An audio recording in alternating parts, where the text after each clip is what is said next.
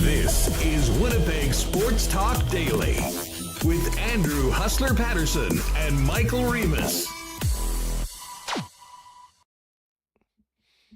Hey, what's going on, everyone? Game day edition of Winnipeg Sports Talk Daily. Jets in Ottawa tonight, the nation's capital, to take on the Senators. Sens hoping to have some of their big dogs back. Not happening tonight. No Brady Tkachuk, no Shane Pinto, and apparently Josh Norris not able to go. So we'll see how if the Jets can continue their winning ways and make this 11 straight when the puck drops at 6 p.m. tonight. We're going to be all over it. Murat is going to join us, and we'll talk about the upcoming trade deadline, what Murat's hearing as to where the Winnipeg Jets are, what they're interested in. We've actually got an interesting clip from Elliot Friedman from yesterday on Sportsnet that we'll play and kind of get into. We'll also hear from Kyle Connor, who talked about his Four Nations experience. So we'll get into all of that. And then we're going to head out to Ottawa. Tee up this one tonight with our pal Alex Adams covering the Ottawa Senators, Murat, and then later on in the program, a great conversation with John Cullen, who is known in the X streets as Cullen on curling with the Grand Slam of Curling. We got the Brier coming up, and in addition to talking about the Brier, we will get into some of the drama, the intrigue of the world of curling right now with many teams that for casual curling fans, when they turn the Brier on next week, they'll be, wait a second, he's playing with him? He's with him? The landscape of the men's game has really changed over the course of the last little bit, and we've got some broom controversy. So we'll get to all of that. Great conversation with John Cullen coming up a little bit later on, and then we'll dive into the Coolbet lines, see if we can keep this amazing heater going. Hit the partner parlay again last night, and hoping to make it 3 in a row tonight. We will put something together for the Jets game as well. Just before we bring in Michael Remis, a huge thanks to the sponsors that make WST happen each and every day. I do want to thank and shout out to our friends at the HSC Foundation. You can still donate to the Fund a Need campaign to help support very important emergency room equipment needs. The link is in the description of this podcast and this video, as well as tagged in the pinned tweet at the top of my Twitter feed at Hustlerama. Would love for you to do that. Looking forward to our Maker's Mark Whiskey Masterclass tomorrow with our friends at Beam Suntory at the Manitoba Sports Hall of Fame. We'll have John Waldman jump on us and fill us in on that. And, of course, the upcoming Winnipeg Whiskey Festival, which is going on this week. Just an unbelievable event. Also, want to thank Rolly's Transfer, St. Vital Dental Center, Manitoba Battery, of course, the gang over at Coolbet, Canada, Princess Auto, Wallace & Wallace, fansfirst.ca, F Apparel, the Winnipeg Jets, Little Brown Jug, Boston Pizza, Royal Sports, and we will get to a why not question of the day for Not Autocorp over at Waverly and McGillivray. Welcome to everybody in chat. Hit that thumbs up if you haven't already. S'il vous plaît, and make sure you're subscribed to the channel. And welcome back in the brains of the operation, Michael Remis. What's going on, Remo? Hey, I'm feeling good, Huss. I'm just, reading through some of the game notes for this game tonight, and I think we're just getting too used to the Jets winning. 10-game win streak, first in the league. I think we're just taking it for granted of how great this team is and what we're watching in terms of NHL history. Just going through the game notes, Huss. Look at this one. There are only 7 teams in NHL history to have more wins through 58 games of a season than the Winnipeg Jets and their 41 wins right now. So Ever. Yeah, ever. So pretty incredible. Actually, this one shocked me too about Mark Scheifele. Only 7 players in NHL history have more overtime goals than Mark Scheifele, which was very impressive. He scored the winner, setting the franchise record for goals for the Jets Thrashers franchise last game. So, I think we're getting a little too used to winning, Huss. And so they look to keep it rolling, make it 11, extend that franchise record against the Senators tonight. Well, listen, they've raised the bar in so many ways, but also in their level of consistency. And, they haven't had, a dud game after winning 3. Gabriel Velarde said it himself after the game on Saturday night against St. Louis. We just want to go out and win every game. And frankly, they're doing it right now. It was funny. I was out watching the games last night, Remo, and I was with some friends. And I hit them with the question I hit you yesterday on the show. Big Jet fans. I'm like, hey, do you guys remember when the last time the Jets lost? Needless to say, no one remembered it was the Utah game on the 20th of January. That's how long it's been since Winnipeg has taken an L as they look to extend their franchise winning streak tonight. But part of it is just the way that they've gone about doing it, beating the good teams, beating the bad teams, finding ways to win in these last 2. With the goalie pulled, tying the game, and then winning an OT or a shootout. And I'll tell you what, speaking of stats, I still can't wrap my head around the fact that the Jets are the first team in NHL history to do what they did on the weekend and Monday. To be trailing in 2 consecutive games in the final minute, tie it up and win. Like, you would have thought that would have happened at some point over the long history and the hundreds of thousands of games that have been played in the National Hockey League. But that's not the case. No team has ever done it. It was the Jets that did it for the first time. And I'm still shocked that is a record that is held by only the Winnipeg Jets after what they've done the last 2 games. Yeah, you think that ever gets broken? Anyone makes it 3 in a row or anyone ties that? It had never been done. Jets could do it tonight, make it 3 in a row. Who knows? Don't count them out till it's over. Yeah, there were people in the comments on our Facebook after Saturday's game saying, turn it off after the penalty. I was so mad. Don't turn it off. You can never count this team out. And every stat you look at us, it's like, they're the team that scores the most goals. They're the team that allows the fewest. I mean, there's so many crazy stats this year. How about this one, Huss? 22-0-2 when leading after the first period. 31-0-1 when leading after the second. But they are the only team without a regulation loss when leading after period. So it sounds like if they're leading after period, just like live bet, I don't know if there's a gambling you can do, but it's just amazing to never lose a game when leading after a period. It's crazy. Yeah, I mean, all of those numbers are staggering. Just in this 10-game winning streak, a 41-20 goal differential, and have scored 4 or more goals in 7 of the 10 games. And listen, we talked yesterday about what this team is capable of doing just here in the regular season before we get to playoffs. And I kind of said, I'm here for all the banners. It has been, I would love to see a Central Division banner up in Canada Life Center. That has never happened before. They certainly are on track to do that. Do have 2 head-to-head games against Dallas remaining. But the Columbus Blue Jackets did the Jets a favor last night, handing the Stars a regulation loss.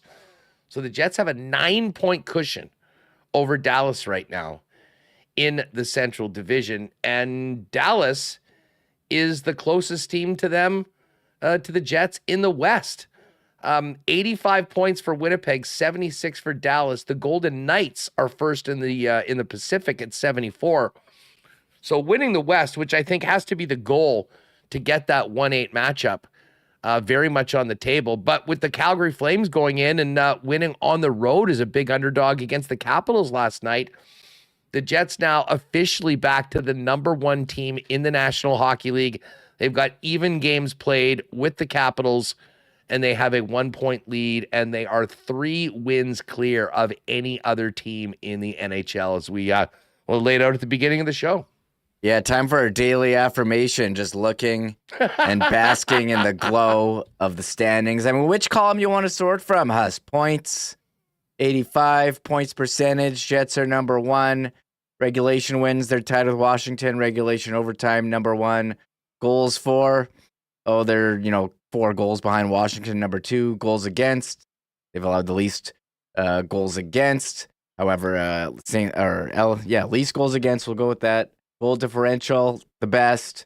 Home record, 23 wins, 23, 5-3 home. Win streak, 10, last 10, 0-0. This is absolutely incredible here. So, getting ready for this game, the Jets are on a back-to-back. The first half of back-to-back's gone pretty well for them, 4-0-1, but the second half, they've 1-4 this year. They did win the last one. It was the 3-0 win against Colorado. But, hey, they're playing an opponent below them in the standings, missing some key players, Huss, tonight for Ottawa. No Norris, no Kachuk, no Pinto. Allmark starts in goal. So, I mean, the Jets, very good chance to extend this win streak here to 11 games. Continue, keep it rolling. You know what? But still, there are some people that'll find something to complain about. The Rob Mahoneys of the world. I mean, if you can't be in a good mood and happy about your team in this case, like, I don't know why you watch. I don't know why you're here. Like, I'm such a negative Nelly. I think our club is just 4 losses from losing in the first round. I mean, yeah, don't pay attention to him. He's just saying stuff to get attention. I know. It just cracks me up though with how some people can have that angle right now. As I said, I mean, enjoy it. When come playoff time, everything's going to crank it up. It'll be on them to do it as well. But I mean, listen, we came into this season with a lot of people saying that this wasn't going to be a playoff team, with a lot of people saying that, they missed their opportunity or they're not able to compete with the top teams in the league. And by every single measure, they have done that and then some. And as I said, right now it's been a magical season. Mike McIntyre's got a great piece in the Free Press, talking about some of the things that we've just talked about, Remis, with the heights that the team has achieved so far and the history that they're potentially going to make. Now, none of this guarantees success in the playoffs or winning the Stanley Cup or anything like that, but you want to be able, the first job is to make the playoffs and give yourself a chance to win. And I think the team has absolutely done that.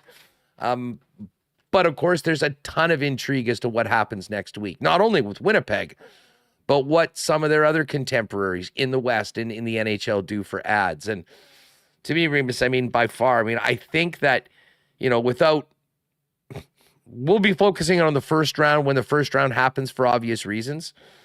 But to me, I look at the Dallas Stars with what they may have the ability to do if Heiskanen goes on LTIR, how aggressive they have been in the past. I mean, they've already traded away their first and second round pick this year from previous deals.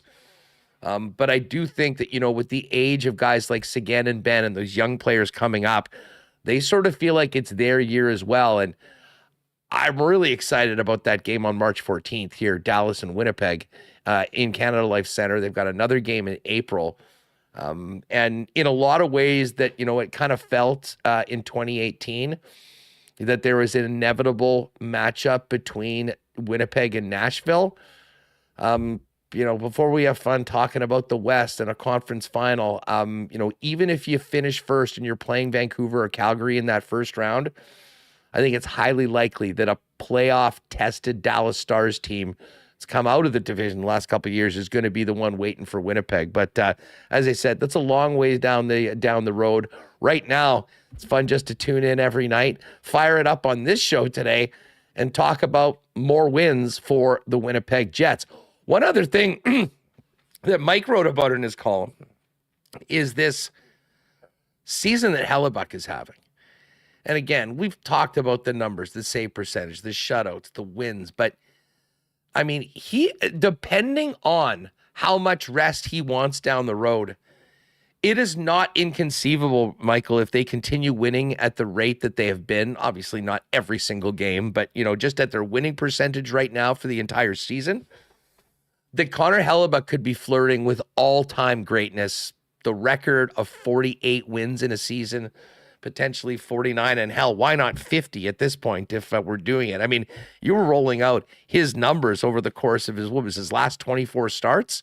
I mean, they are all-time great. Yeah, man, imagine, which record do you want to watch the Jets chase, or which franchise high? And I know there's going to be people who come and say, well, it doesn't matter unless you win in the playoffs. But, I mean, you got to sit back and enjoy where we're watching. We'll worry about the playoffs when we get there. And, yeah, I mean, to have a record of regular season wins, I mean, along with your third Vezina Trophy, look at the number of players, who have won that many Vezinas. This is an all-time great goalie we're looking at, and I'm very tired of hearing in all our comments, well, he's never done it in the playoffs. Like, people seem to forget 2017-18.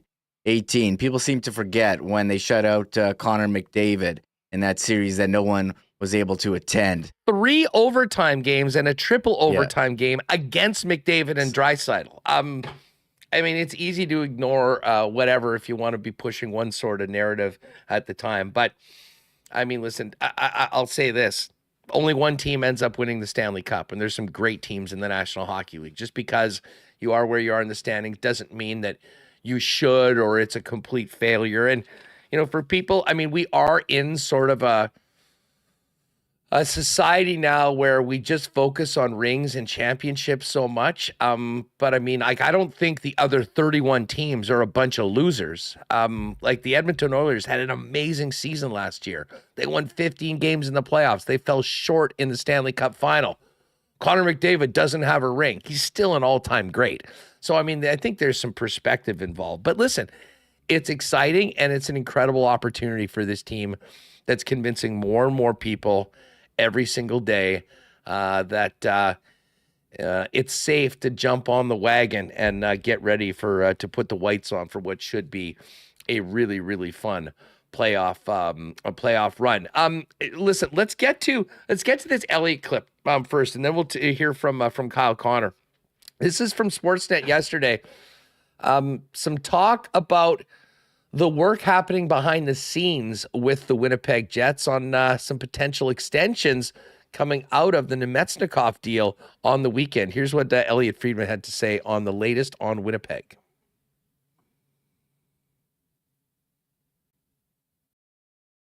I like the Jets a lot. I think that they got some business done on the weekend with Nemetsnikov, and I think they're trying to get some other business done too. I think they're talking to a few of their other guys. So, we'll see what it all goes, but I do agree with you. I think they're going to tinker. I think they're going to add a little bit, and we'll see what they ultimately decide to do. But that's a good team, man. All right, so there's Elliott saying that they are going to be tinkering. There has been some thoughts that there's some conversations with Neil Pionk on a potential extension. I certainly think that they'll be knocking on Dylan Sandberg's agent's door. Now, Dylan, of course, is an RFA, so I wouldn't say that there's much urgency to get it done before July 1st. But it's pretty clear, Remis, with the way that so many of the players that have uncertain futures beyond this year with what they've done this season, I think the Jets, for the most part, are probably talking to a number of players. I would love to hear the name Alex Iafallo, to be honest, also mentioned in those contract talks, because to me, he's been such an important part of so many different aspects of the club. But it's not surprising that they're doing some work behind the scenes on that. But of course, the contracts will happen when they happen. What the real intrigue is to how this team looks different on March 8th after next week's trade deadline on Friday. Yeah, and I think that's an interesting sidebar to this season, because last year there were no changes on forward. And you look at this year, the UFAs, Appleton, Iafallo, Ehlers, Pionk, as well as a UFA. And then you have RFAs, Sandberg and Velarde. I imagine Sandberg and Velarde will get, nice raises. But the free agents, okay, who's going to be coming back here out of them? So that is a sidebar. And yeah, the trade deadline coming back, coming up next week, Where are they going to add? Where are they going to look to improve? I think likely see something on defense. Will there be a forward? What level? Will it be a top 6? We think their depth is okay as per the polls I posted yesterday, but certainly an intriguing time. And again, there's people who post in their comments, Chevy always waits to the last second. I mean, he usually does make a couple moves on deadline day, but last year Monahan was a month early. So I don't know if I should be on trade watch right now with them back from Four Nations. Like, it's Friday. We've had some big trades on Fridays this year, Rantanen and JT Miller. Do I need to have my phone in my holster here with the, vibrate up to the maximum and the ringer on high, Friday night at 7 p.m. or whatever it is? Yeah, most of the people complaining about the timing of deals are just want their fix of hot trade deadline action. The fact of the matter is, and we've heard this from insiders, we've heard this from GMs before, the market is, it is changing. And, the price right now for a particular player might be less than it is when they're up against a deadline and realize that, if they don't make that deal, that no deal is going to be made.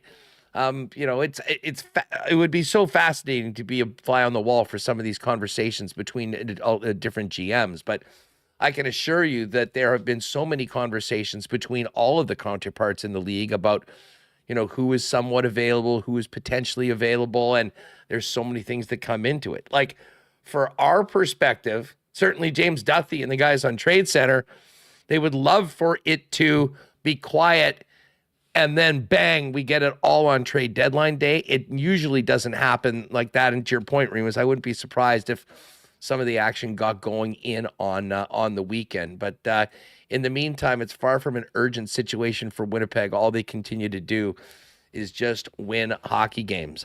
You want to hear from Kyle Connor? I'm interested to get some of his feedback from the Four Nations tournament that he played in. We're going to have Alex Adams jump on with us in a few minutes, and we will talk about the Sens. Nino Niederreiter and Logan Stanley had a few comments quickly beforehand. But, Remo, let's get to at number 5.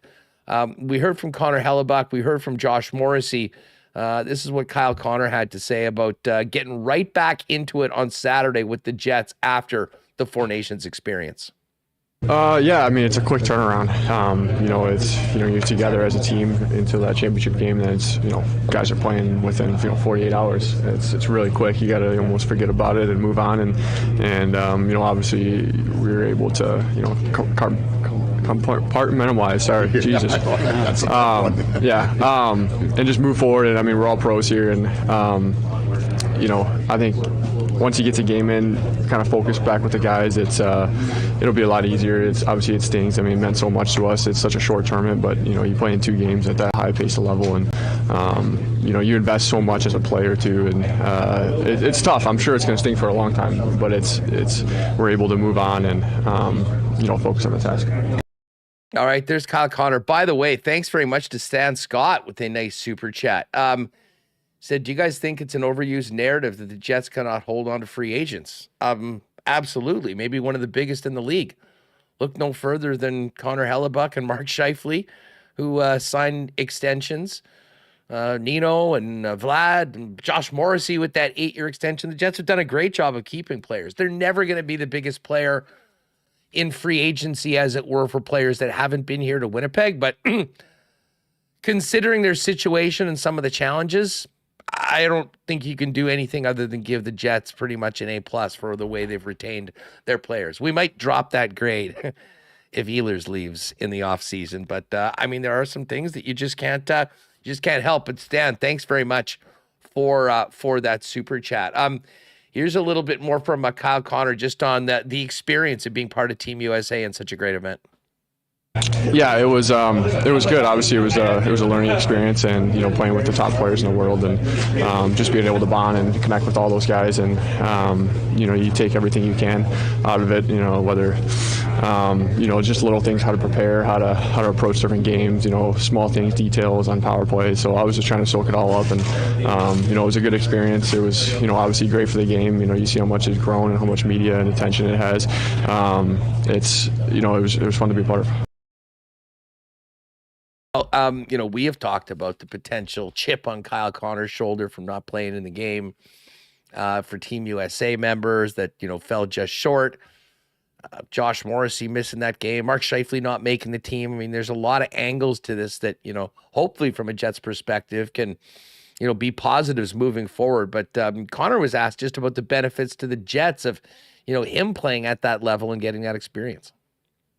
Yeah, it's, talking to guys that have been to, Cup finals and Stanley Cup games, they obviously you're bugging their mind and picking their brain of what they've seen, how they learned, and how this compared to something like that. And, a lot of guys said it was very comparable, and it's, almost just as intense. I mean, hockey was, you saw it, it's, it was about as good as it gets. And so just being in the situation like that and, feeling the nerves, feeling the media, feeling everything, the emotion in the room, and you can lean into that, and you can take from that. And when we're in that position down the road here in playoffs, and we got a tough game like that, it's you can draw from the experiences on that, and you can see what worked, what didn't work for yourself as a game. We're constantly testing ourselves and trying different things. If it doesn't feel one night, you tweak things here and there, and you move on and you learn from it. So I think it's the experience meant a lot to every single one of those players. I guarantee it.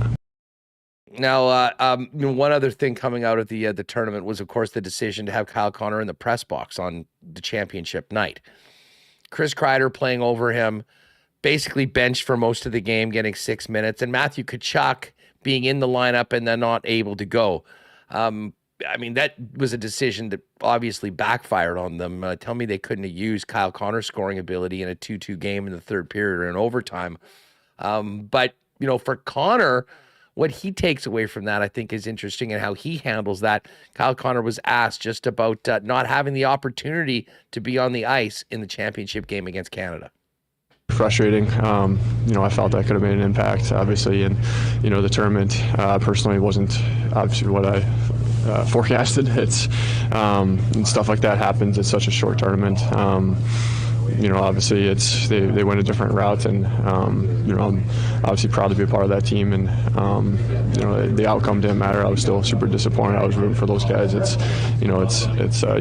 It's such a short time, but you come together as a team, and I felt with that team we really bonded. We're out every night hanging out together. You shared that chemistry of going into Montreal and being the bad guys, and obviously coming out with a win. So I think it was a really tight knit group, and it's like I said, it's a learning experience. It's something that you just motivates you to get better and get back on that stage and know that you can make a difference. Right, there's Kyle Connor, who has been shooting the puck a lot since he's come back from Four Nations, had the shootout winner. See if he can get back on the scoreboard tonight with the Winnipeg Jets in Ottawa, which is where we're going to go in just a moment, and welcome in our pal Alex Adams.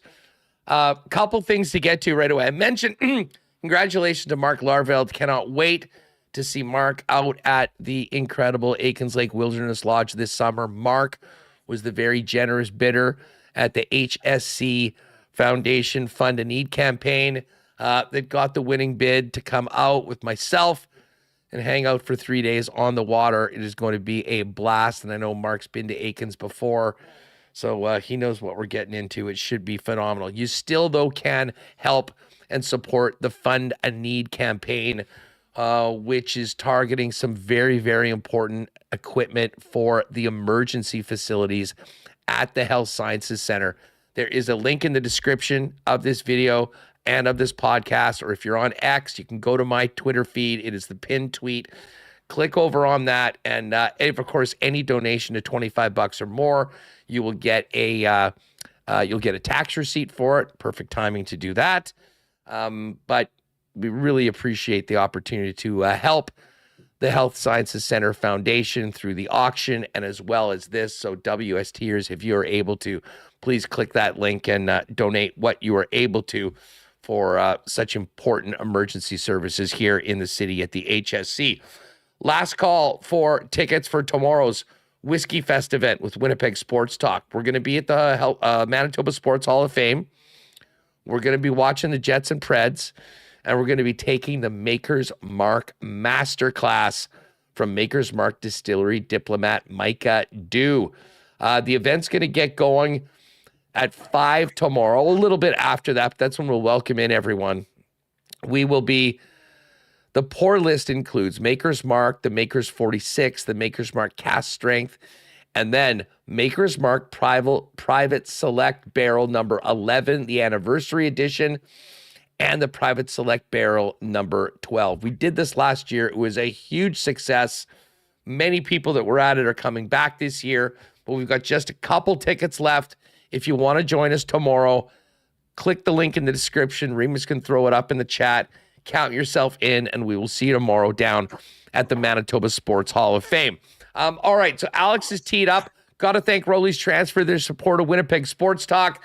Keep your eyes out for the Winnipeg Sports Talk Rolly's truck rolling around the city of Winnipeg, moving Winnipeggers and Manitobans to their next destination. If you've got a move coming up, get over to Rollies.com, click on that request an estimate tab at the top right, and put in the promo code WST for a special discount for Winnipeg Sports Talk listeners on moving services and moving supplies.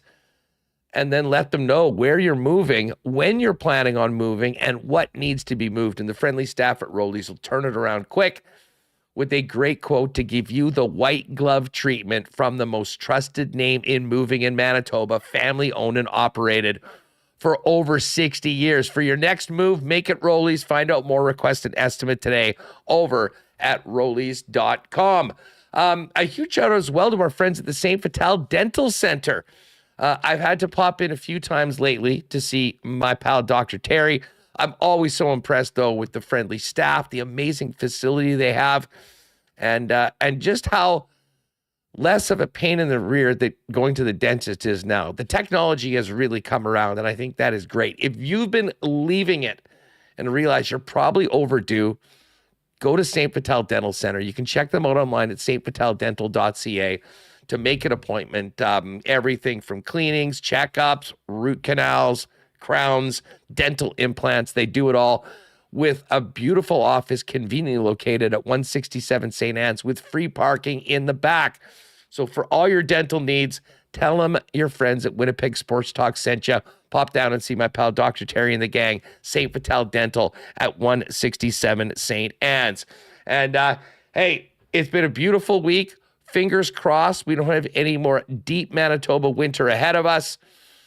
But if you have battery needs right now with your car or truck, or looking ahead into the spring when we fire up all that new equipment, you know where to go. Manitoba Battery, your local option, where you can shop local, get the best prices in town, beating the pants off the big box stores on all batteries, and even better yet, get the best customer service, because they'll deliver those batteries to you for free anywhere inside the perimeter of the city with any purchase over $60. It's just that easy. You can pop down and see them. Free battery testing available as well. Logan Avenue, Dovercourt Drive in the south side, their new location, or simply give them a call or order online at manitobabattery.com. All right, Jets Sens tonight in the nation's capital. Can't miss an opportunity to welcome in our pal Alex Adams from the nation's capital, covering the Ottawa Senators. Alex, welcome back to WST. How are you?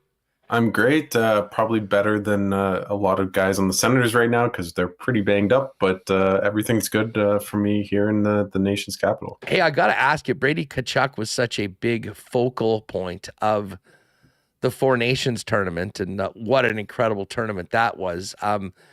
Great opportunity for him to play in his the biggest games of his life, as he mentioned, hoping to make it into the playoffs. Doesn't sound like he's going to play tonight, but what was the aftermath of Brady's experience? What has he had to say about it? And how did Sen fans handle him being the bad guy for 2 weeks, obviously cheering on Team Canada? I think the final at one point, I think I tweeted it, but it was all on Sen's Twitter, where it was like Senators 2, Canada 1, because Brady and Jake Sanderson scored. So Claire Hanna of TSN asked him about it, and he said it was quite weird to see fans kind of flip-flop between cheering for Canada and for himself. So I think it's been such a great experience for him. He talked about it with us yesterday and with on Spitting Chicklets as well, about just the opportunity to play for his country and play in obviously the biggest game he's ever played in, because as you know, the Senators have not made the playoffs with him as captain and on the team. So I think it's going to be really interesting to see how he plays down the stretch. He's not going to play tonight. He's still banged up. But what he said to us was that how much just seeing guys in the room being really calm when they went down a goal, and just the amount of leaders in the USA locker room and how he learned from them in terms of just being kind of calm, cool, and collected. And I think that's something that I think at times this team has really been kind of riding the waves of the highs and lows of a season, of a game. And unlike the Jets that, as you know, are pretty good at coming back and finding ways to win, this Senators team has been pretty few in terms of comeback victories. And I think that's something that hopefully he can instill into this Senators team, is maybe a bit more calmness throughout a game and throughout a season. Now, full disclosure, I'm all in on the Sens to make the playoffs. I kind of feel a bit of a kinship towards the Ottawa fans. We're the two smallest markets and overlooked a lot. They've been moving forward, but I mean, at a certain point, a fan base does get somewhat impatient. But they made some big strides this year, and after they won that five in a row, it looked like they'd really put themselves in a good spot. Unfortunately, a trip to Florida that featured back-to-back losses to the Lightning and the Panthers, and then an ugly loss to the Habs at home coming out of the break. And all of a sudden, all that work that they'd done to give them a bit of a cushion is pretty much gone, and they are right back in the middle of an absolute dogfight. Fill us in on where the Sens are right now and a look ahead to complete the job, and that's be in the top 8 at the end of the regular season.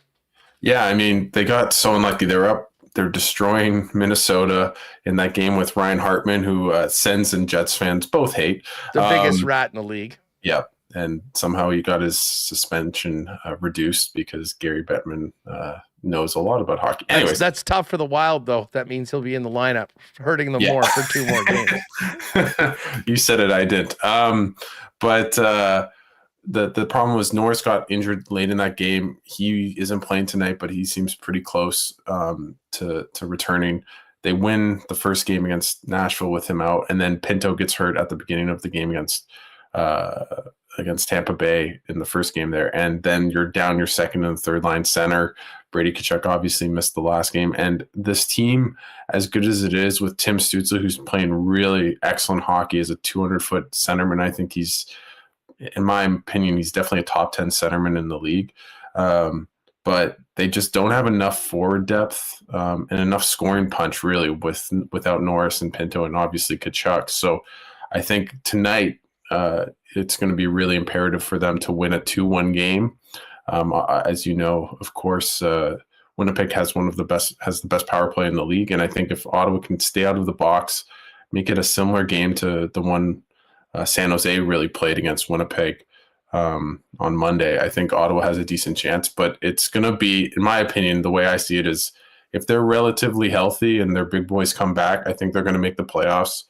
They have a very home-heavy stretch of games in the last 25, and they've been a good home team this year. So stay healthy, get some goaltending, Allmark's back. I think they can make the playoffs, but I think the one big detriment for them is just health, and they've been banged up all season, and they're still banged up right now. Well, you mentioned goaltending. We'll get back to some of the injuries and the way the lineup shapes in for tonight.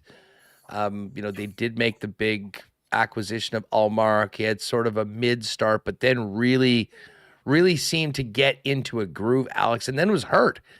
And then to the credit of the Sens, you had Forsberg, and that was at Marylainen, the Finn that came in and went on a big heater.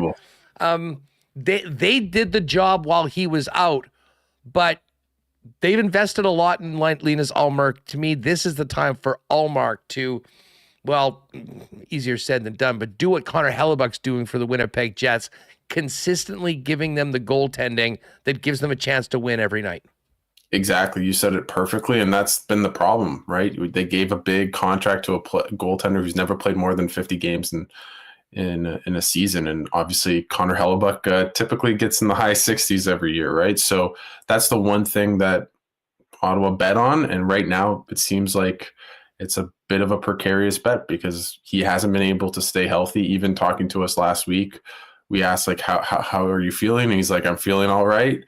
but I don't even know if he's 100%. And he didn't play particularly well against Montreal, although I wouldn't have blamed the game on him. But yeah, they need Allmark to be as good as he was in December when he rattled off 6 straight wins and basically gave up like 10 goals or 12 goals in like 10 games. And that's going to be such a huge factor for this team. And moving forward too, is he healthy? I think the emergence of Levi Merelainen out of nowhere, he seems like the legit real deal. So I think they have a good set of 2 goaltenders moving forward. But right now, with all the injuries, they need Allmark to be their MVP. And we'll see if he can do that at least for one night tonight. Yeah, it sounds like we don't have any official confirmation, but just digging around with Mike, it sounds like Helly is not surprisingly in the net tonight. He traditionally will start the first night of the back-to-backs, which means Eric Comrie is going to get the Nashville Predators tomorrow. We talked about Brady Tkachuk. I mean, as far as tonight goes, Alex, they're playing the number 1 team in hockey and having to do it without Brady Tkachuk, their captain. But they were also thinking Pinto or especially Norris could be back, and none of those players will be in. And that is, well, put it this way, it's going to put a heck of a lot more pressure on a guy like Tim Stützle to lead the way and produce offensively with all those other top players in the press box. Yeah, and even against Montreal, Stützle created both goals, and no one else did anything else, could create a goal. And that's kind of been a bit of the stretch of late in their losing streak, where Stützle's produced a couple points here and there. He hasn't struggled necessarily, but they just don't have the cavalry coming. And guys like David Perron have been okay this year, but I don't think he's, he would tell you he hasn't played his best hockey this season. Drake Batherson's been on a slide as well after a really good first 2 months of the season. He's got cold. Claude Giroux's been all right, but I think age is finally catching up to him. So it's this team actually, ironically, for all the star power, even with all relative health, has struggled to score goals. They're 20, I think they're 20th in goals or 22nd in goals for. Basically, the byproduct of their wins have been a lot of 2-1s, 3-2s, with great goaltending and great defensive structure that Travis Green has instilled, specifically with Stützle playing just unbelievably as a two-way centerman. So, it's going to be tough tonight. I don't feel confident that the Sens are going to find a way to beat Connor Hellebuyck, which I think Remis showed the stat that he's like 22-2 in his last 24 starts or something crazy. So I'm not feeling very confident, but I think at the end of the day, this team is good enough defensively. I think that they can withstand, obviously the Jets' high octane offense.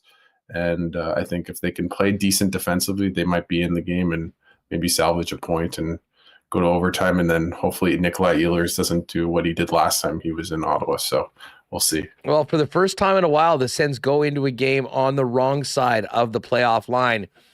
Regulation wins last night by Detroit and Columbus bounced the Sens into the 9th spot, although they do have a game in hand, and were they to win tonight, would be able to tie Columbus. Fascinating playoff race when you think about it. I mean, Detroit's playing some good hockey as of late. They're 8-1-1 in their last 10. They've got the first spot at 66 points.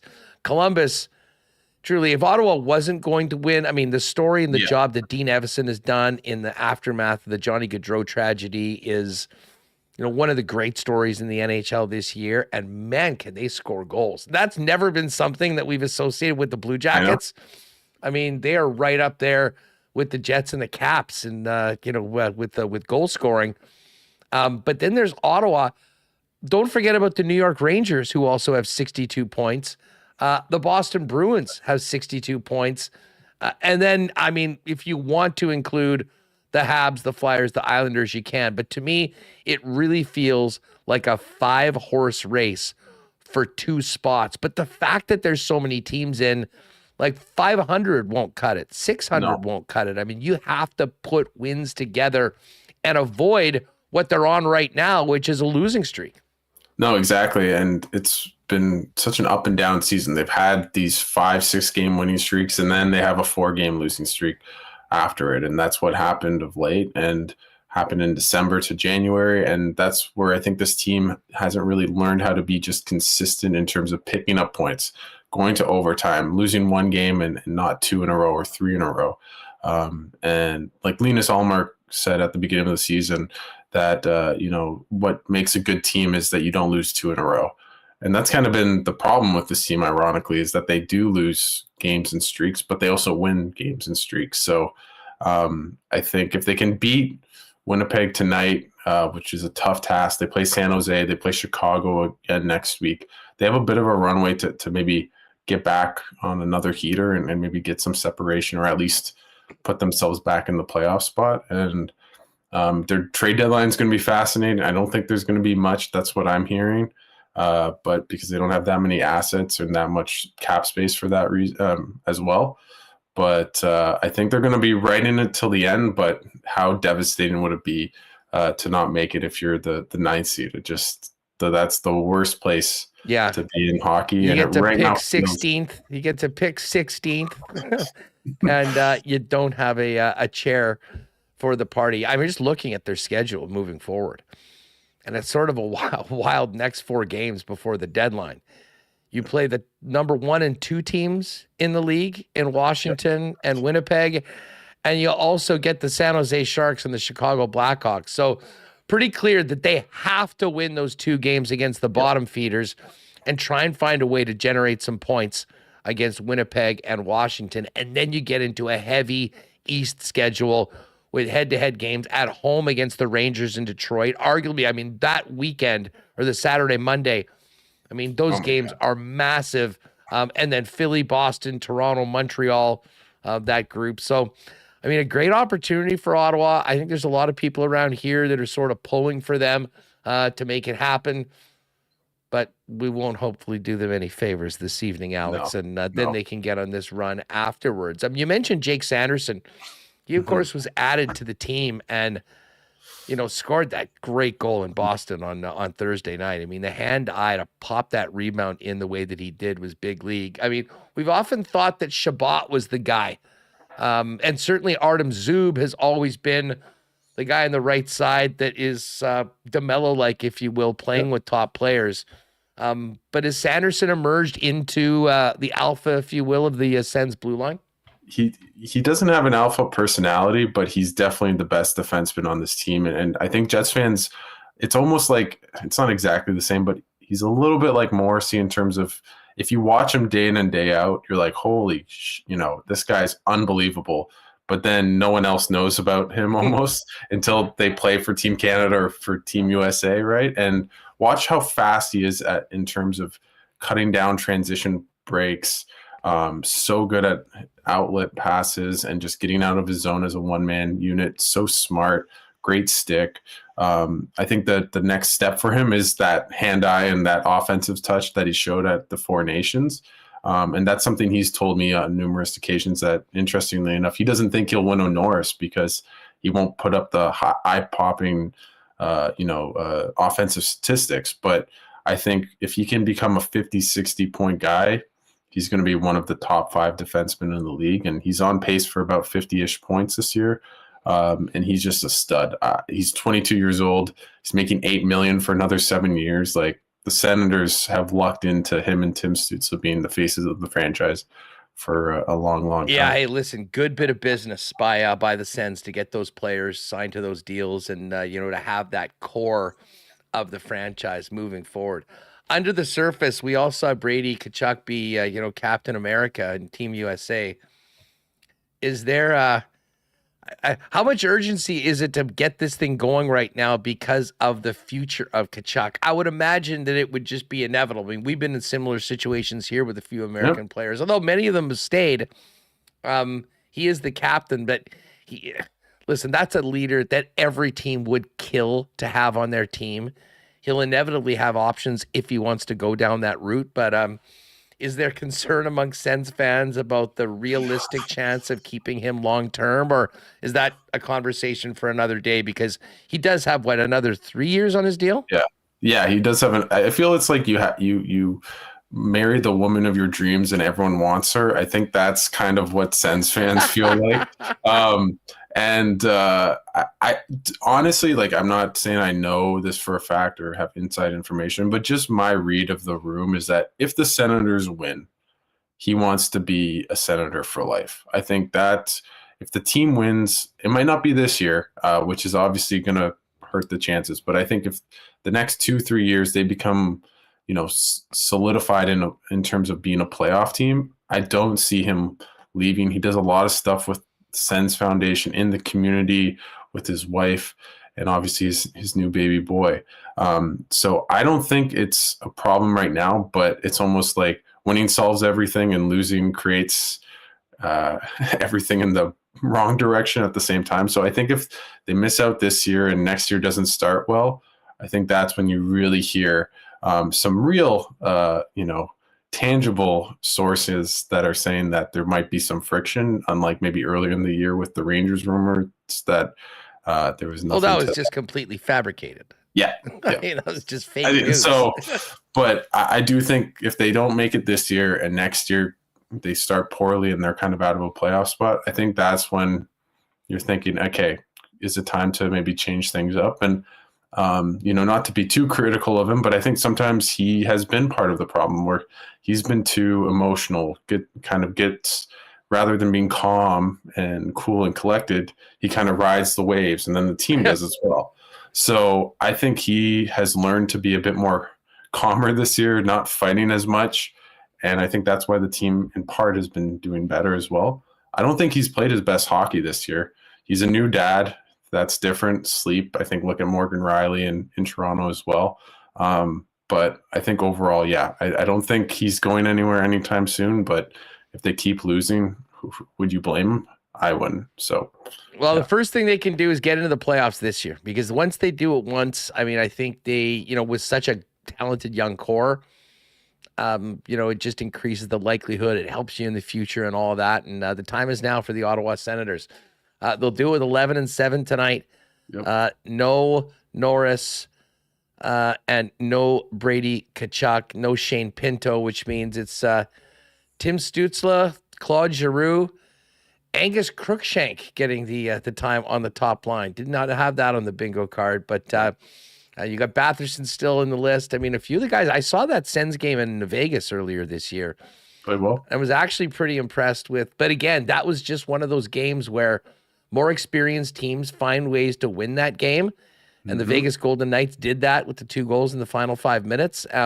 We're just waiting for Ottawa to take that next step. Hey, before we go, you've got a lot of Winnipeg ties. You pay very close attention to this team. What can you say about the Winnipeg Jets at this point in the year? It's just been, a magical season so far for us talking about this team every day.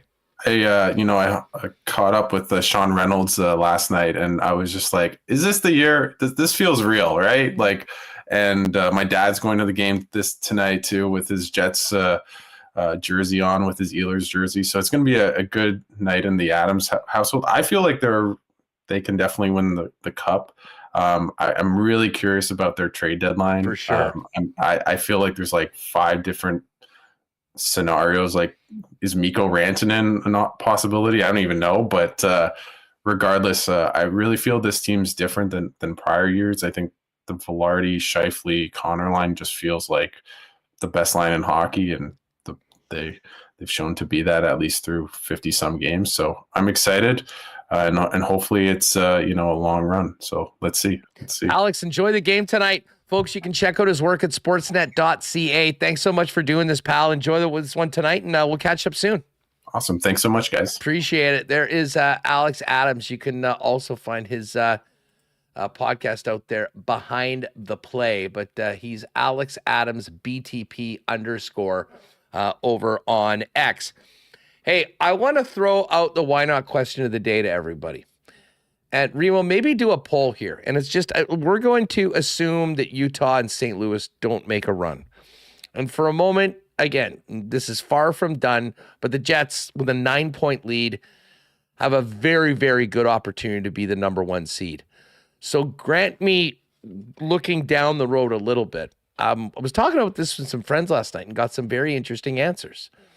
assuming the Jets win the West and are the number 1 seed, who would you rather play in the first round? The Vancouver Canucks or the Calgary Flames? Was very split when I was talking to friends last night. Interested to see what people think.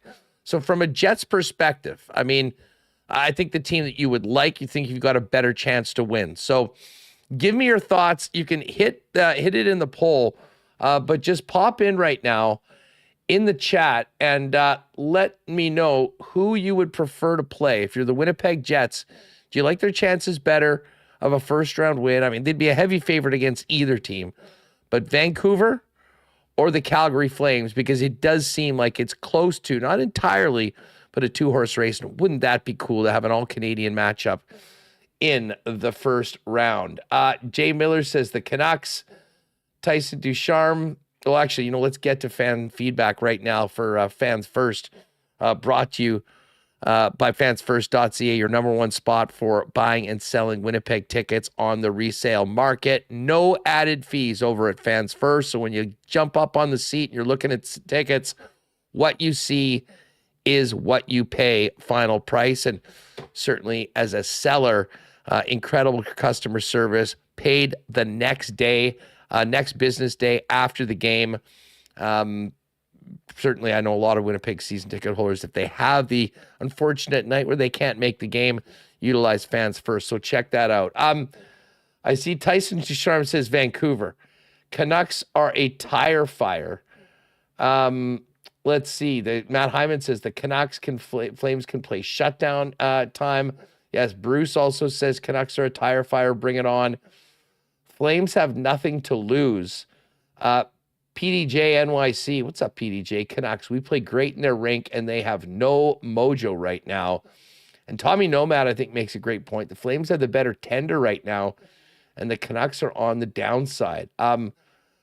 It's wild. Like, this number right now is 85%, Reem. I would have thought that it maybe would have been more like 60, 65, but I guess, with Calgary winning last night in Washington and showing that they are not quitting by any stretch of the imagination. There's a lot of people who've just looked at the way the Canucks are wilting, and now without JT Miller, who in a lot of ways was their sort of emotional leader, it looks like people actually be hoping that the Canucks beat the Flames and get that final spot. Yeah, I think you look at the way it's going for the Canucks, Huss. Not well, to be answer. And Flames, they've got a really hot goalie, and sometimes that's the one thing that can steal you a series in the playoffs. It just hasn't been a great season for the Canucks. I mean, right now Quinn Hughes is hurt, so they're going to look a lot worse. We've seen the difference when he's on the ice than when he is not. But so as this time, I would pick Vancouver.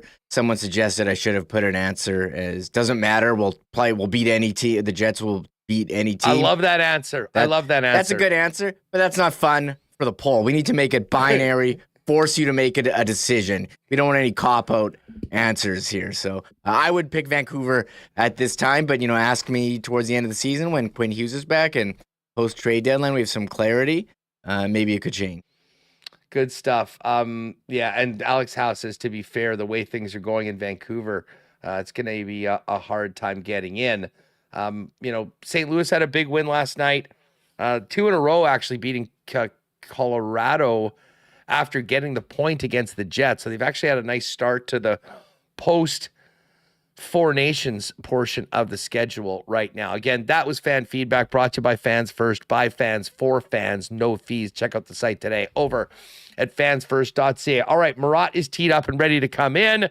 Let me give a shout out to our friends at Princess Auto for their great support of Winnipeg Sports Talk. Of course, Princess Auto, founded in Winnipeg, headquartered in Winnipeg, and now coast to coast across the country, but with 3 locations to serve you here in Manitoba, where you'll find the best deals on the most unique assortment of tools and equipment around.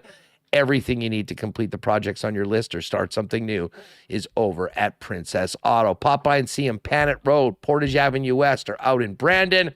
You can always shop online 24/7, 365 over at princessauto.com.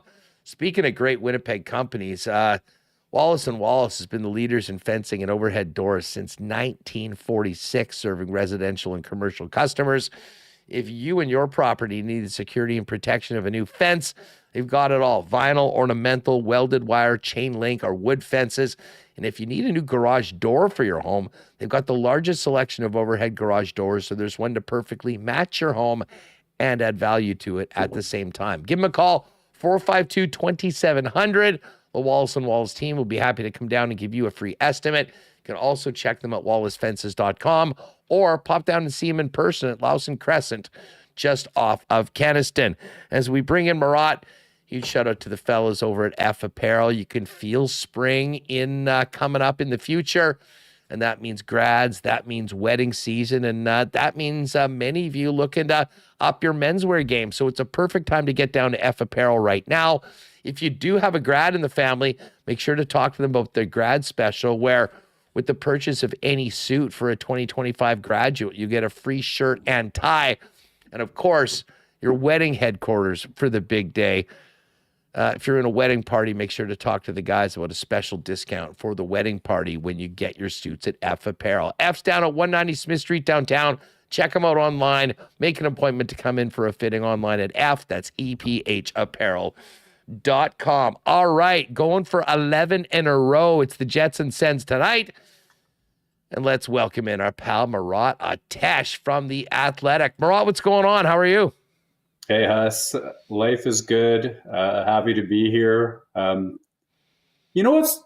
Never mind. Nope. Was going to start a rant. This was not my best and smoothest entry into your show in history, but hey, we're going to go up from here. Good to be here. We're ready for your rants at any time, although to be honest, I mean, not a lot of ranting, just a lot of excited fans and excitement for what is to come as this team continually puts up win after win after win. Although coming out of the player break, first game without Hellebuck and without Josh Morrissey, I mean, Eric Comrie playing well, handling the very rare double holding minor to Neil Pionk and pulling one out of the fire and then doing it again last night.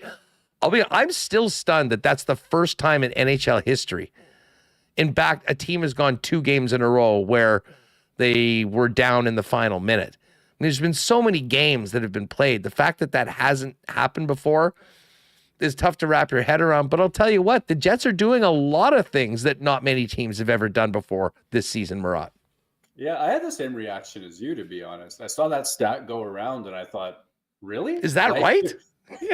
So many things happen in hockey. Why not that? And I guess the answer is because Winnipeg hadn't done it yet. I think that's just another one of those little things in Winnipeg's season that has gone right. Like, there have been so many small moments. Like, the Jets have scored, when the other team's taken a penalty, Hellebuck goes to the net. Winnipeg's put together goals that way. They have the Scheifele goal with just a couple seconds left in the period where they pull their goalie, win the draw, and he buries. They have all of the games, well, I guess these 2 games of late, they've pulled out of a hat at the last possible second. All their overtime success, that shootout that they won the other day.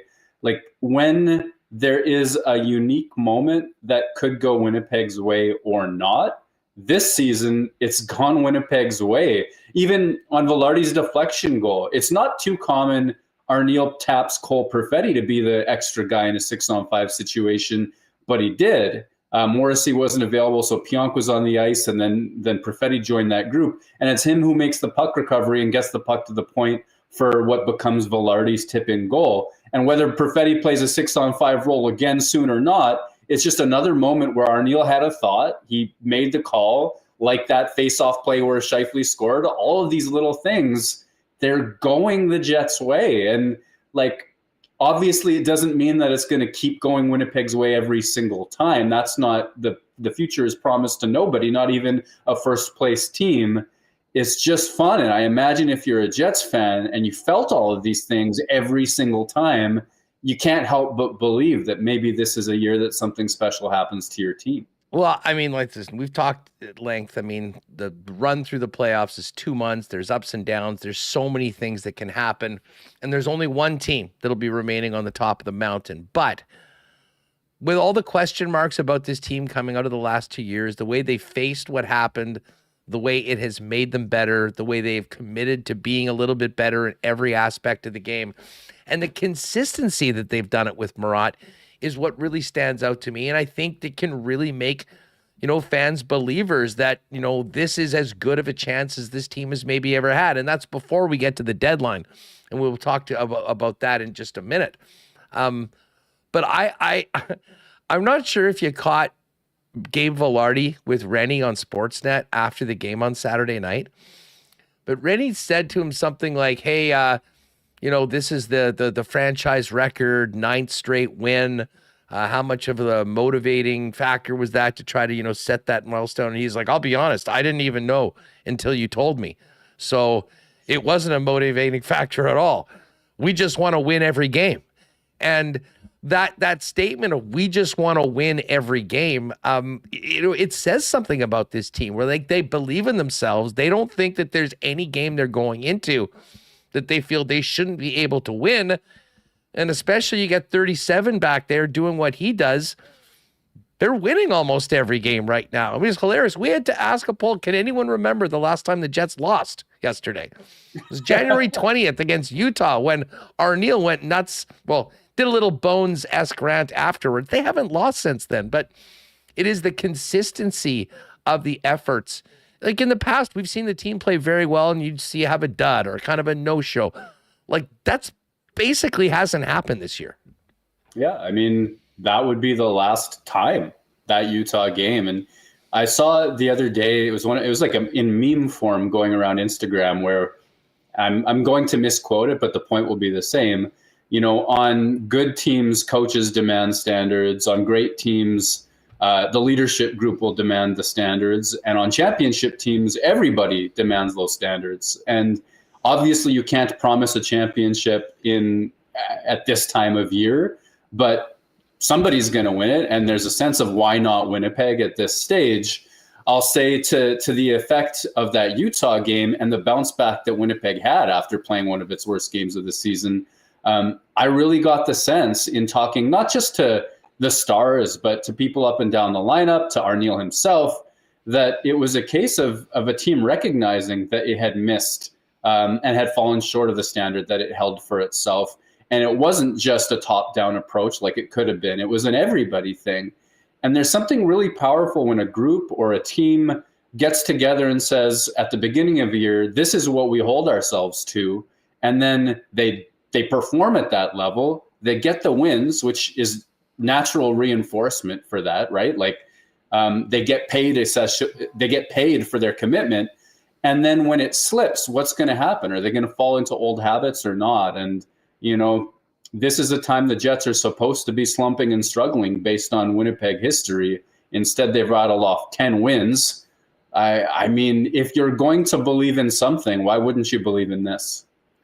I agree wholeheartedly. I mean, we were just talking about how fun it's been to do the show. I mean, every day, just for the month. I mean, it's a lot more fun to come and talk about big wins than ugly losses. And as we said, I mean, you could probably count them on one hand, the time where the team hasn't, been at a level that, you would expect from it. And you can only hope that continues moving forward. I mean, whether they win the division by 2 points or 8 points, I mean, it doesn't really matter. I will say this, though. That number one spot in the West, which right now is a race between Winnipeg and Dallas, still is big. I was asking the folks on the Why Not question of the day for Not Autocorp over at Waverly and McGillivray a few minutes ago, Murat, from if the Jets can get that one spot in the West and a favorable matchup outside of the top 7 teams, who would you prefer to play to the fans, the Flames or the Canucks? And again, I think you could probably ask that question on a weekly basis and it might flip. But seeing what Calgary did last night to the Washington Capitals on the road and seeing just how lost the Canucks have looked at times over the last little while and the fact that they don't have JT Miller anymore, it seems like certainly the consensus of folks is that the Flames are a more dangerous team looking at a 7-game series than what Vancouver is in. Although Remis did do a good job at pointing out Quinn Hughes isn't in the lineup, and he's a pretty big difference maker right now. But do you agree that there's a real carrot for a team like Winnipeg that would love to get some early playoff success and get rolling by getting into that one hole and avoiding Right now, the team that would be the second wild card is, the Colorado Avalanche, and we all remember them. Yeah, I think that there's a pretty big motivation there to basically like avoid the teams that have a chance of catching lightning in a bottle. And I guess that, any team that makes the playoffs has some base level of quality to it. But Colorado is one that I would like to avoid if I were the Winnipeg Jets, that they do have, despite their underwhelming season, a lot of players who can take over games or take over moments at any given time. And certainly the Canucks, you would say that they do too, especially when everybody is at the top of their game. It's kind of weird. I was looking up stats the other day. There's a Who Says No piece coming up at The Athletic where I took a bunch of Jets trade proposals, and one of them included Cole Perfetti in a package for Elias Pettersson. And just because I looked at it recently, Cole Perfetti has one more point than Elias Pettersson does so far this season, which is just astonishing. And it points to a situation in Vancouver where a lot has gone wrong. And if I have to guess, that it's going to take a little bit of time for that team to right itself. So if you're asking me your why not question of the day, I'm choosing Vancouver as the slightly more ideal team. I'm just thinking that team's been through too much and hasn't had enough time to patch it such that should playoff adversity come, I'm not expecting lightning in a bottle as much as from a Calgary team that's been counted out by so many and has come together in ways. And they've got a lot of really good young players that I think are maybe making impacts earlier in Flames history than expected. So that's kind of how I look at it at this stage. JT Miller is a big loss as well. Quinn Hughes, Elias Pettersson, et cetera. Those are players who can take over games, but I think that they've been through a lot over there. And if you're asking me, that's who I'd want Winnipeg to play. Well, we certainly see the core of the Winnipeg Jets have been able to take over games and have been doing it very consistently. And that core isn't changing anytime soon, which I think is another reason why, building off this season, going into the playoffs, why there is so much optimism looking ahead to, a window that includes the prime of Hellebuck, Mark Scheifele, the prime of Josh Morrissey, and then how this team might look in the short term after the 7th of March and the trade deadline. We've talked about this on a number of occasions. We've talked about some key guys that could be adds. You mentioned Cole Perfetti there. Perfetti's playing really well right now. He seems to be clicking with Nikolai Ehlers as well. I mean, those guys could have had 4 or 5 goals in the game against San Jose. There's been a lot of talk about moving in at, I've always talked about a top 6 center. Mikko Rantanen's at the top of that list. We're hearing more about potentially a big impact winger. Would that player come in at the expense of Cole Perfetti in the top 6, Murat? And if that is the case, do we think that Cole Perfetti could potentially be a trade piece that is out from Winnipeg if they're looking to make a big move to come in and take that top 6 to the next level? Because it's pretty hard to complain with what he's been doing as of late. Yeah, this is the time of year where his critics would say he's not supposed to be able to produce either. But his improvement in terms of the battles that he wins and his impact on the wall, especially as a smaller player, it predates that day where he said he wanted to be a prick to play against. Yeah. And that's the reference everybody is making. But you do the video and he's learned some things that predate that moment that he'd been putting into play. He's obviously, as a smaller player without burning speed, there are going to be people who don't see him as a playoff player, and that's going to be a perception that people have. The way that he's initiating contact first and learning a little bit more about the body positioning has been like night and day and leaps and bounds from when he first came into the league. And you remember he turned his back a couple of times, took some heavy hits. He has a lot greater sense in an area that's supposed to be a weakness for him. So I'm pleased with his growth and maturation as a player. To your question, though, look, if you're talking about bringing in a Mikko Rantanen type player, especially at the cap hit that he has, especially considering the playoff impact that he has had, I would have very limited problem with any player being bumped down the Jets lineup for that caliber of player. And I should think that, the Jets wouldn't have a problem with that either. If it's me, I assume that, that makes Rantanen the number 2 right wing in that situation. They probably keep Nemesnikov there. I could see an argument for making sure Perfetti gets minutes, especially if he maintains his production rate right now. The time that he had his major dip was a time the whole second line was struggling, where Ehlers had come back from injury and he hadn't found his game yet. There were times where Ehlers was doing an awful lot by himself.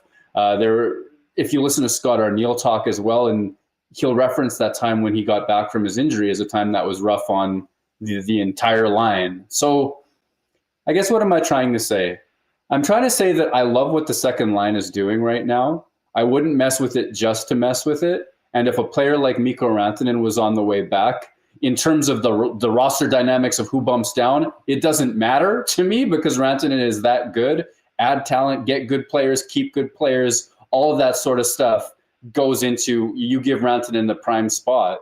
Now, if you're talking about Cole Perfetti as a trade piece, I think it's kind of uncharacteristic of the Winnipeg Jets to trade a player of that nature.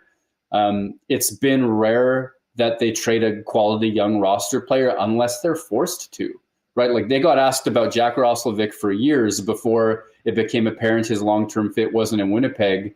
Perfetti's probably a cut above that as a prospect, as a young player at this stage, but maybe held in similar regard reputation-wise by Jets fans. I'm not sure.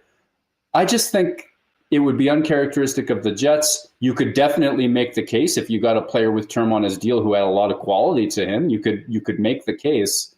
I just don't see him being traded. I could see him being bumped down the lineup depending on who comes in. Let's focus in on the blue line here for a minute. And I pulled up The Athletic today, and I was going through Chris Johnson's piece on his latest trade bait board. And, I think I put Puckpedia up there. Let me just pull it up again. But focusing in on the blue line, you've got Seth Jones now at number 3. Now, he's got a big ticket. I was just checking. The Hawks only have 2 retained slots. You can't retain more than 3. So I guess there is a potential that they could hold on. Now, he's signed at 9.5 until 2030. Do you think the Jets would be in on Jones? And then after Jones, Ristolainen's another guy that we've heard. He's at number 4, can also play the right side. Bowen Byram from the Sabres is in their top 10. And then Jamie Alexiak's another guy that we sort of talked about, that would come in potentially as an upgrade on Stanley in that third role. Same big body, little bit tougher, a little bit more experienced. What intrigues you about the blue line? Do you think that big fish could be a guy like Seth Jones, or just is the money, what it would cost to bring him in, where he would fit in, not fit to you with Winnipeg?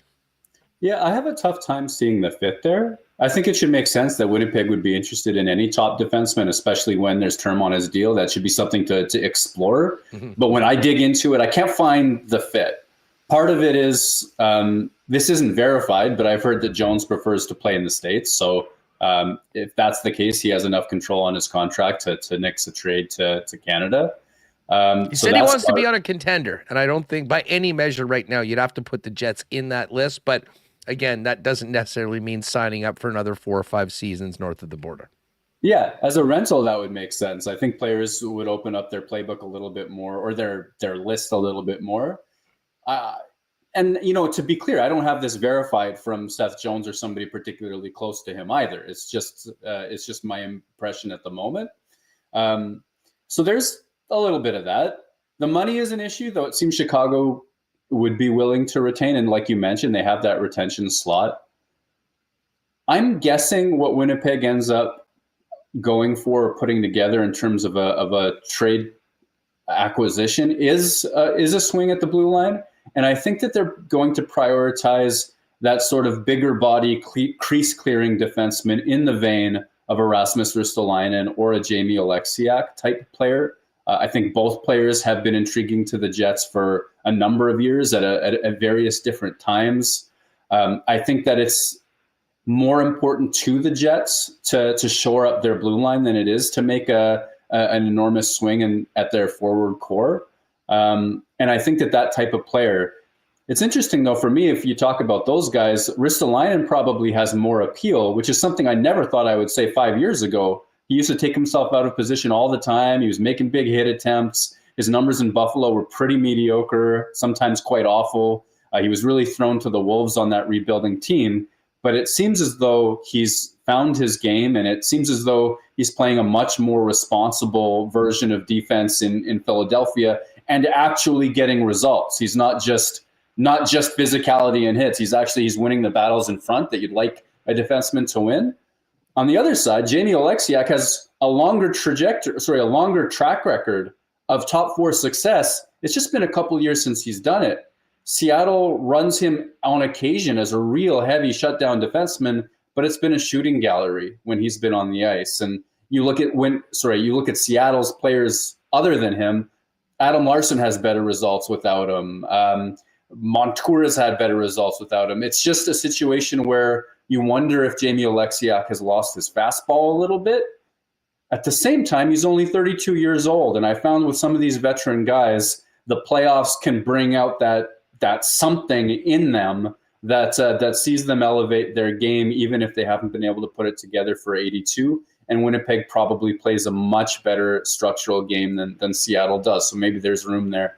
But I think it's that type of player, all to say, that Winnipeg is most likely to get. And I think that's also looking back at what they've struggled with. It's the rebounds, it's the high tips, it's the slot plays. It probably makes sense as a player type for Winnipeg to be after as well.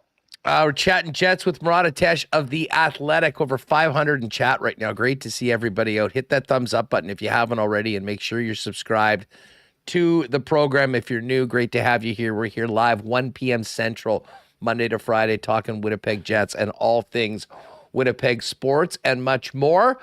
Murat, just before we break, quick thoughts on tonight. Opportunity to make it 11 in a row, and not that I think the Jets needed it, but they do get the Sens in a tough spot with no Pinto, no Norris, and no Brady Tkachuk in the lineup.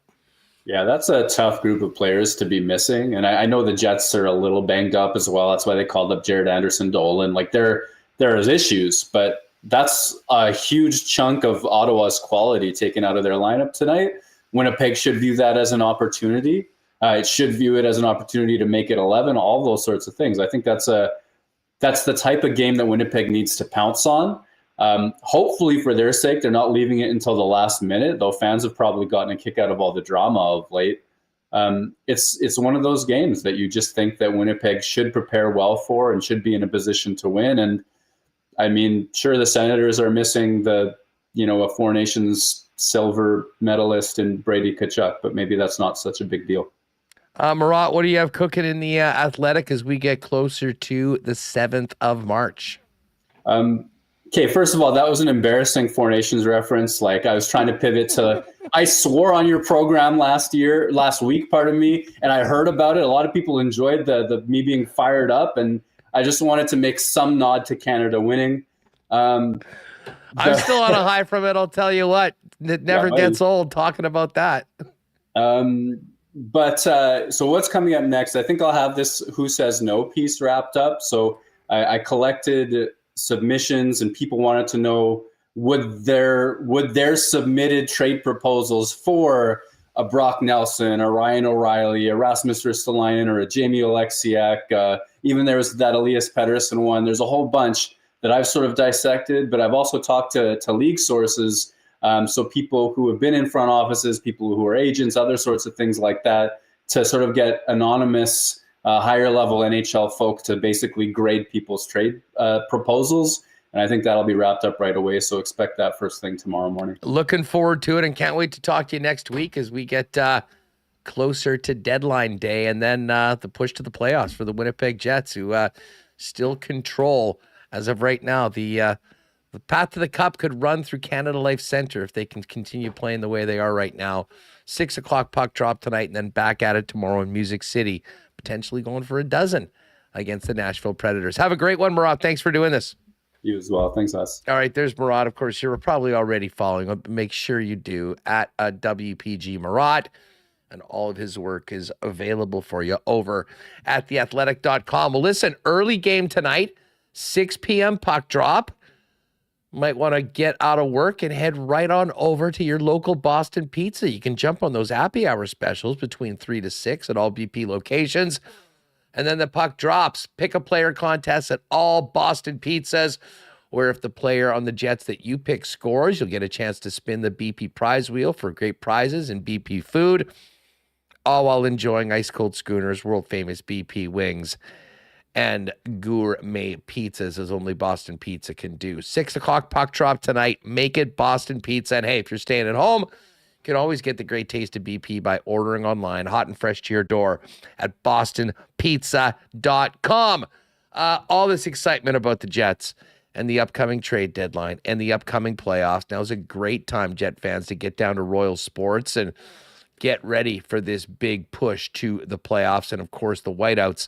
Royal Sports is your number one headquarters for Jets fan gear when it comes to all of the jerseys, customized with your favorite players, name and number, hoodies, hats, toques, scarves, Q-zips, golf shirts. If it's got a Jets logo on it, Royal Sports has it.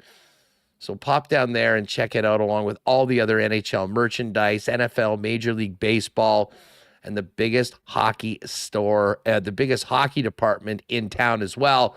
And while you're there, make sure to check out all the cool stuff on the Kings Skate, Snow, and Surf side. I saw they just got a big delivery of amazing Yeti coolers in their Yeti section, all in Jets colors as well. So if you want to pick up a Yeti cooler for the upcoming summer or camping, Royal Sports is the place to do it as well. 750 Pembina Highway. Check them out on Insta at Royal Sports Winnipeg as well for the latest merchandise drops and sale information. Now we're going to talk to John Cullen, talk a little Brier, as well as what's going on with the brooms in the world of curling. No better person to do that with. That's coming up right now. But first, let's give a big cheers to our friends over at Little Brown Jug. You train day in and day out, learning new techniques, approaching new concepts, and living out the thrill of achieving your goals. Building a craft beer is no different. While you spend your hours on the ice, we spend ours here, brewing our trademark beer. Again, and again. Here's to pushing the status quo and challenging ourselves to build something memorable. 1919 by Little Brown Jug. We got to get ready for the Brier and talk a little curling. And it is an absolute pleasure to welcome in John Cullen. You know him as the face and voice of the Grand Slam of curling. He's also the creator of maybe the most interesting and well put together podcast series I've ever listened to. John, what's going on? Welcome to Winnipeg Sports Talk. How are you? Oh, I'm great, Huss. Thanks so much for having me. This is a real pleasure. I've been an admirer from afar for the last few years, so I'm thrilled to talk rock with you. Well, it's been too long coming. Now, listen, just before we talk about certainly Rachel Homan's historic weekend or run and what's coming up this weekend, I do want to mention, I mean, obviously there's tons of people that are listening to our show just via podcast. And anyone, you do not have to be a curling fan to enjoy this. But John created and hosted Broomgate, a curling scandal. And I will tell you, I heard there was it was eventually released by the CBC, but this was promoted as well as any podcast. And I'm like, I got to check this out. And John, I got to tell you, it was as interesting and enjoyable a podcast series as I've ever heard. And it is somewhat timely that we look back to Broomgate because of what's happened this year. If you could just give people the synopsis of what Broomgate was, sure. And then it'll kind of take us to what's been going on this year because it's very interesting and it's not over yet. No, totally. Well, thank you, first of all, for the very kind words about the pod. It means a lot. It's been really crazy, just the kind of plaudits that it's got from people who don't know anything about curling. I think that was kind of my goal with making the pod was, this is a really interesting curling story, and I want the world to hear it. And yeah, so the Coles notes is basically back in 2015, and a little before 2015, a curling company called Hardline came out with a brand new broom, and it just turned out to be basically the best curling broom that we had ever seen. And at the time, there were really no rules against what broom you could use. Like, even at the very top levels of the game, there was no rule in the rule book about what your broom could look like, what it could be made out of. You could show up at the Olympics with a broom that was put together with tent poles and duct tape and carpet, and there was no rule that said you couldn't use it as long as it didn't damage the ice. That was the only rule that they had, was as long as the broom doesn't actively damage the ice, you can use whatever you want. And so curlers pretty quickly figured out that this was the best broom ever. But of course, like a lot of these technological disputes, and we saw it in swimming with the shark suit, in golf with the drivers, the balls, they're always talking about how can we make the game a little less easy for the professional golfers. That's kind of what happened in curling. There was like a race to try to all catch up with each other while also realizing the broom is not exactly in the spirit of the game. There was tons of infighting. It was just a very dramatic story for a sport that I would say has not had a ton of drama, let's say, for the last 100 years or so. So we tell that whole story in the pod. It had kind of never been told before. And it was a blast, and a lot of Winnipeg connections, as you might imagine, given that it's about the sport of curling. I highly recommend it. It is such an interesting listen, and I'll be honest, as a casual curling fan and someone that really tunes in for the Scotties and for the Brier, and doesn't play at a high level and never did, I had no idea about all of this and kind of the science and the technology that inevitably gets into sports. Fast forward to this year. This issue has been a hot topic again on tours. I mean, just give us a little update on the broom scenario for the professional curlers as we come into the national championships. Sure, yeah. So I guess if the last scandal was called Broomgate, this one is maybe more like Foamgate. So the way curling brooms are made now is the head is detachable from the broom handle, from the shaft. So, Huss, probably when you were a kid, and maybe people who are listening to this, you think of like the curling broom as one sturdy piece. It's just like the wood head is attached to the wood handle, and we go out there and we play. Or the corn head, depending on what generation you're curling in. Not that old, but yeah, I know you aren't. I just I'm sure we have some older fans listening, but yeah. So right now, the way the brooms are made is they kind of have like a carbon fiber handle, and then the head is detachable. And the solution they came up with in Broomgate was to create a universal fabric. It was thought that the fabric of the broom was what was too good, and if we force all of the top broom manufacturers to use the same fabric, that'll solve everything. Well, the other part of that detachable head, Huss, is the foam, right? You have the foam underneath. And so the foam has kind of over the years progressively gotten harder.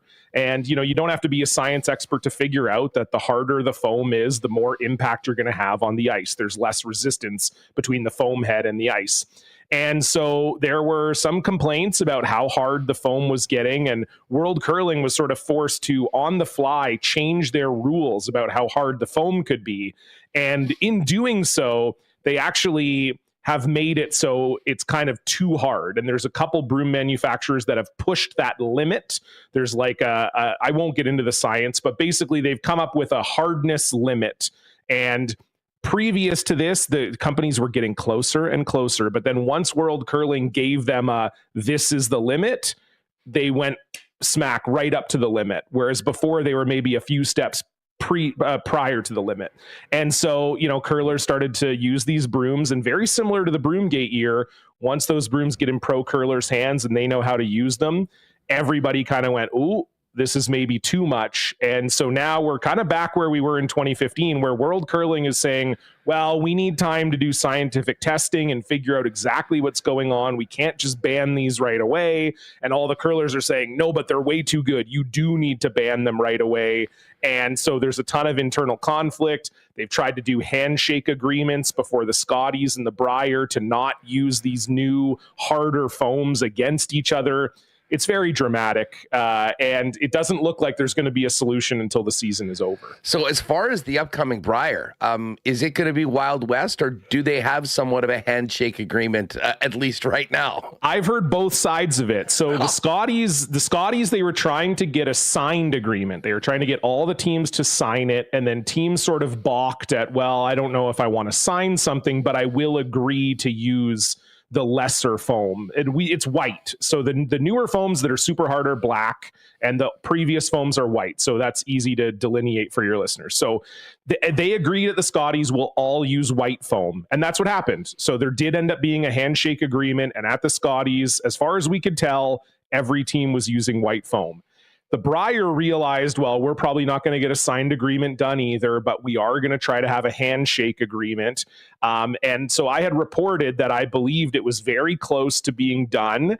And then I've heard behind the scenes from a few curling teams that there might be some teams out there that are willing to test the limit. So your guess is as good as mine, to be honest. I think ultimately the top teams, when they play each other, will be using white foam against each other. But I think we may see some renegade, smaller province teams decide to use the black foam. A little more intrigue heading into the Brier. Sign me up for that. John Cullen is with us. You can follow him on X at Cullen on Curling. Listen, just before we get to the Brier, I have to quickly ask you about the Scotties. This run that Rachel Homan is on it seems historic. I mean, I likened her performance on Sunday to like 2001 Tiger Woods, where there's her and then there's a gap. And I mean, that's saying something when you're talking about a 4-time champion like Carrie Anderson, who's on her own one of the great stars in the history of the game. Just how much of a buzzsaw is this Homan team right now coming out of another Scotties championship? It's the best team we've ever seen, simply put. And that's both genders, men and women. I've always kind of thought that like an elite, like a true, like elite, like not just a top curling team, pardon me, but an elite curling team usually will have about an 80% winning percentage on the year. If you're like 80, 81, 82, that is like, you're probably going to be number one in the world. That's probably as good as you can play. Last season, Rachel was 93% winning percentage. This year, she's actually on pace to do better than that. Last year, she only lost 7 games the whole year. This year, she's only lost 4. So if she goes through the Worlds and the Players' Championship undefeated, she'll actually have a better winning percentage this year than she had last year, which is crazy to think about. And yeah, you want to talk about Carrie Anderson and Canadian teams. In the last 2 years, Rachel Homan has lost 2 total games to Canadian teams, both to Carrie Anderson. She is 68-0 otherwise. So she's 68-2 against Canadian opposition in the last 2 years. It's a run we've never seen. And I think the Tiger Woods comparison is apt in that it's the feeling. I think I remember I saw a quote once about Tiger where he would be wearing his Sunday red on the driving range and golfers would walk in and it was like, he knew he was going to win. You knew he was going to win, and there was nothing you could do about it. And that's kind of how it feels with Rachel right now. It's like she knows she's going to beat you. You know she's going to beat you, and you just go out there and go, I guess, okay, well, we have to play the game, but we're probably going to lose. Well, I mean, listen, we got a lot of love for our Manitoba teams here and really follow them. And Carrie, has just been so great to us on this program too. So I'm always sort of pulling for her and watching that game on Sunday. They were playing at an incredibly high level. Yeah. And it just seemed like it didn't matter because no matter what, Rachel Homan was inevitable at the end of those ends. And it'll be amazing to see her continue this historic run. Let's get to the Brier. It's very different. It's not just one team and everyone else. And listen, right off the bat, we kind of can talk about some of the interesting team changes that maybe if people haven't been paying attention to the men's game since last year's Brier, Brendan Bottcher is on Brad Gushue's team. And here's the other thing I wasn't ready for. Gushue has been so dominant recently. I'm not used to seeing him at third on the odds board behind Brad Jacobs playing for Alberta. And of course, our own Matty Dunstone here in Alberta, or here with Manitoba. It seems to be sort of more teams in the mix right now and a lot more intrigue, shall we say, certainly than the women's, where it was kind of Homan versus everyone. Yes, definitely. And even further to that, it was sort of Homan and Einarson. Like before the week, it was kind of obvious that the final would be Homan versus Einarson. The men's, to your point, Huss, absolutely very different. I would say there's probably 5 teams that have a realistic, that are going into this thinking we've got a shot to win. And then I would say there's another like 2 or 3 beyond that where you wouldn't be shocked to see them win. And so, yeah, it's a really interesting field. To the point about Brad Gushue, yeah, it just hasn't quite looked the same since he's brought Brendan Bottcher on the team. And whether that's sweeping, obviously they lose EJ Harnden, who's one of the best sweepers in the world, and bring in Brendan, who's a career skip. And I think Brendan is trying, and I think he's not as bad of a sweeper as, some people on X or whatever might make him out to be, but no matter what, it was going to be an adjustment. You go from EJ, who looks like a very lithe and strong wide receiver in football. He's like 6'2", one of the best ever. And you go to Brendan, who, yeah, like I said, has been a skip his whole life. You're gonna feel that. But yeah, they're coming in off of a grand slam in Guelph where they went 0-4. Brad Gushue has not gone winless in a slam since 2008. So he had gone 17 years without going winless at a slam and went winless at the last slam leading into this Brier, which is, I think, why you're seeing him a little lower in the odds than you might be. But I always say, you bet against Brad Gushue at the Brier at your own peril. He is still, to me, one of the favorites. He's just one of those guys that finds a way to get his game going at the right time. And so we'll see if he can do it again this year. He's not my favorite going in either. I would like the odds. I would have Jacobs and Dunstone ahead of him. But like I said, if he's at the end of the week hoisting the trophy, you're not going to be shocked by that. Tell us about the Jacobs rink. I mean, is this basically Jacobs taking over Bottcher's rink after he ditched to Brad Gushue? Yeah, so he didn't ditch. He was kicked off the team. So yeah, which is crazy. Like, it is crazy. I'll be honest, I had heard that, but I thought that was just someone sort of putting their like, how do you kick a guy off that has been the skip of a team that was so dominant? I mean, that team had a great run. Well, give us a little bit of the background, because the free agency in curling has actually become as interesting as any professional sport recently. 100%. I mean, I think the thing that I love about curling's free agency too is the players make all their own decisions. You don't have a Kevin Cheveldayoff that the fans can yell at. I don't like that you did this or you didn't do this or whatever. It's the players themselves that are in the trenches making the phone calls saying, look, buddy, you're not good enough. You're off the team. It's one of the most compelling aspects of curling, I think. And yeah, really the way it's worked in the last 20 years or so is that these teams are forming for what they call a quad, because they feel like 4 years is the right amount of time to not only, prepare for the Olympics, but also to gel. It's the idea that, if we start a team, we've got a 4-year runway to get to know each other, get the team chemistry going, make it to the Olympics. And Canadian teams have really stuck to that. It's been kind of like, we make our team in 2022 for 2026, and the teams mostly stay together. And this quad has basically seen that theory completely explode. We've seen changes all over the sport and like late. And yeah, to your point, like the Bottcher change was crazy. There was a time last year where they were ranked number 1 in the world.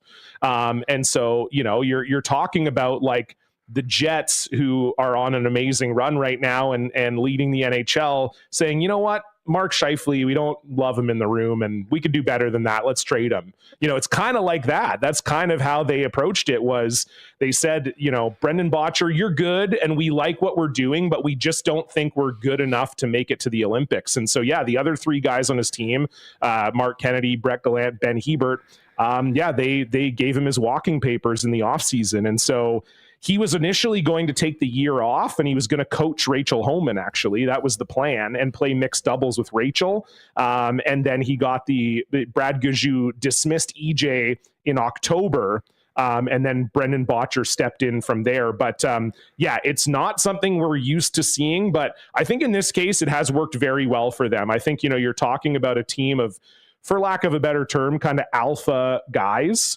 that they play with a bit of swag and a bit of a chip on their shoulder. And I think Brendan, he's a quieter guy, more reserved guy. I think they just wanted a little bit more of an alpha dog in that position. And, Brad Jacobs, for those curling fans out there who follow the sport, know that Brad's about as alpha as they come in the sport. So I think it's been a good mix for them, and they've had a really good season. Yeah, he is certainly that dude. And of course, was playing with our pal Reed Carruthers last year. So, just looking over at Coolbet, we've got the Jacobs team that is the favorite at plus 155. We mentioned Canada, and it's funny, people still can't help themselves from betting on Gushu. He was at plus 450. It's now down to 400. But then we get into the Manitoba teams, and I want to focus on, Matt Dunstone. Tell us about the season he's had. He's in sort of this second spot. And, of course, a Winnipeg expat. It still is strange seeing Mike McEwen wear the green of Saskatchewan even this year. But Mike's right in the mix. And if you could touch on our pal Reed Carruthers as well, those three teams and how they kind of stand in the landscape as we go into the Brier on the weekend. Yeah, I think that pardon me. I would say that, when I was talking earlier about that sort of like group of 5 teams that could win the Brier, I would have Dunstone and McEwen in that group of 5. And then I would have Reed on kind of like the bubble group that like there's sort of a dark horse group. I think it'd be pretty unlikely. I don't know what the odds are, but I'm guessing it's well into the 4 digits for Reed to win the Brier. Yeah, they're 60-1 right now. And okay, yeah. And they're plus 185 to qualify from pool play. So, right. If they could have a nice run and at least be playing into that second run, they would, I think they would exceed people's expectations, at least based on the odds. Yeah, exactly. I think that's fair where they're at. They're in a really hard pool, so I think that's probably affecting the odds as well. Pool A, much tougher than Pool B, just with the way it all shook out. But yeah, we'll start at the top with Matt Dunstone.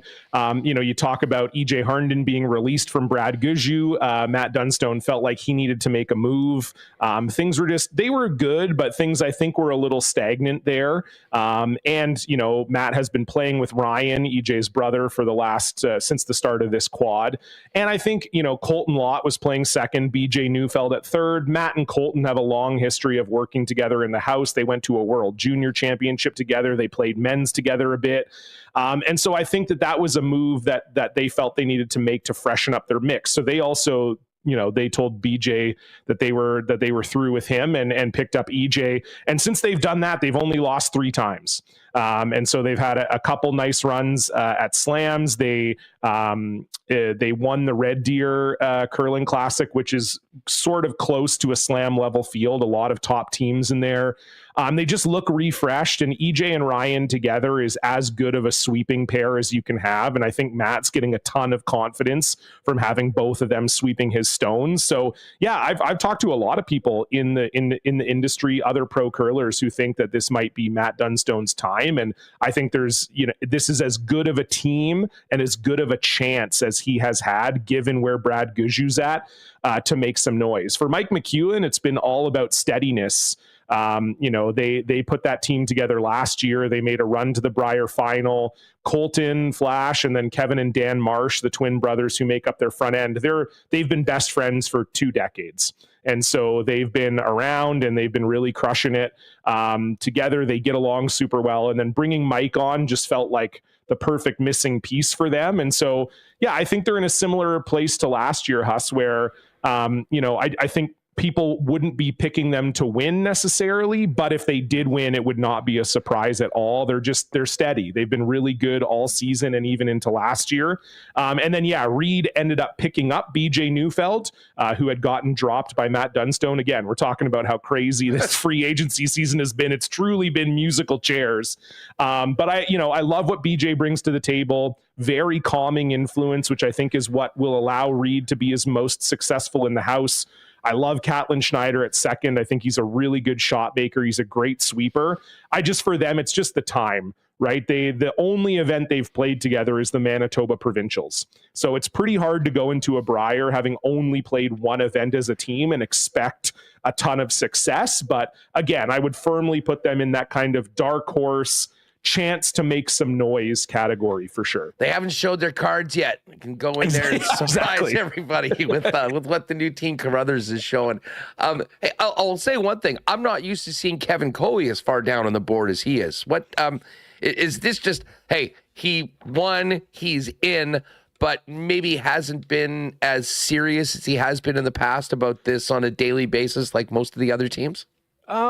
I wouldn't say so. I think Kevin loves curling, and I think he still is practicing a lot and is very dedicated to the sport. He's getting up in age. He's getting close to that big 5-0 number. But he's still, I think a lot of us thought he might be done after the last quad, and he's been trucking through this quad too and has made every Brier. There's something about that mix that hasn't really come together. He's been with Tyler Tardy and Karek Martin the whole quad, and then they made a change this offseason, just into this season. They were playing with Jacques Gauthier and then decided they needed to switch it up, brought in Aaron Sluchinski, which was a great move for them because Sluchinski was who beat them last year in the Alberta Playdown. So if you can take the skip from your main competition and essentially break up their team, that's just smart thinking. But I don't know if it's just a case of Kevin's getting a little older or the mix hasn't been quite right with the young guys he has in front of him. But it just hasn't really come together. But again, Kevin Cooey's one of those guys like Brad Gushue. He seems to find his top level at the Brier, and for years people would say, well, the best curler that's ever been is Kevin Cooey at the Brier. Maybe hasn't been as good of a slam player or as good on tour, but he finds another level at the Brier. And again, I would put him in that Carruthers boat where maybe hasn't been the best season. They've fallen out of the slams. You can't necessarily expect them to make a deep run. But again, if they made a deep run because Kevin is playing out of his mind, you wouldn't be shocked by that either. Yeah, it just looks strange seeing a 15-1 number beside Kevin Cooey at the Brier based on what he's done before. John, listen, this has been such a fun conversation. Cannot wait to see the event get going on the weekend. Really appreciate you coming on, and hopefully we can do this again, maybe post-Brier as we get towards the Worlds. And, of course, next year we've got the Olympics, and that will bring curling to another level worldwide as we get closer to the biggest competition on the planet.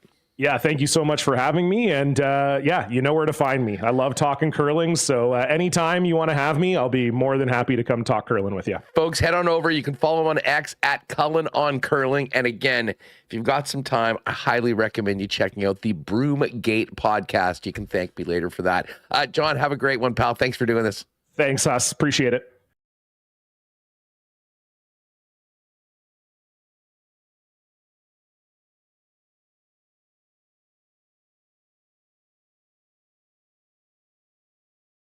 Well-produced podcast. Check this one out. I have a feeling you'll probably really, really enjoy it.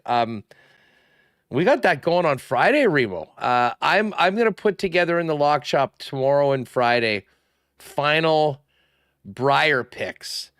But I was away in the States for most of the Scotties, so I missed it. But I'm actually really excited for this Brier. And it seems, what we just talked with John, it's a much more wide open field. Like the last couple of years, it sort of felt like Brad Gushue was in the Homan spot where everyone was just going for her.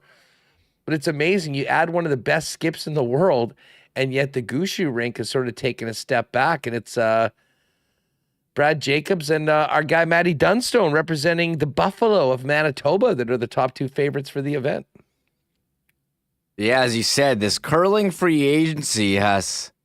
it gets crazy. It's hard to keep track of every year, and you haven't really had the drama. It's been Gushue's tournament the last couple of years. So I'm curious to see, what happens. And on the women's side, as you said, Rachel Homan, you're watching greatness here. That Tiger Woods 2001 comparison, pretty good. So I'm looking forward. Always love the Brier. It's the Montanas Brier now. That happened last year. I still call it. That's right. I still it's the Tim Hortons Brier forever.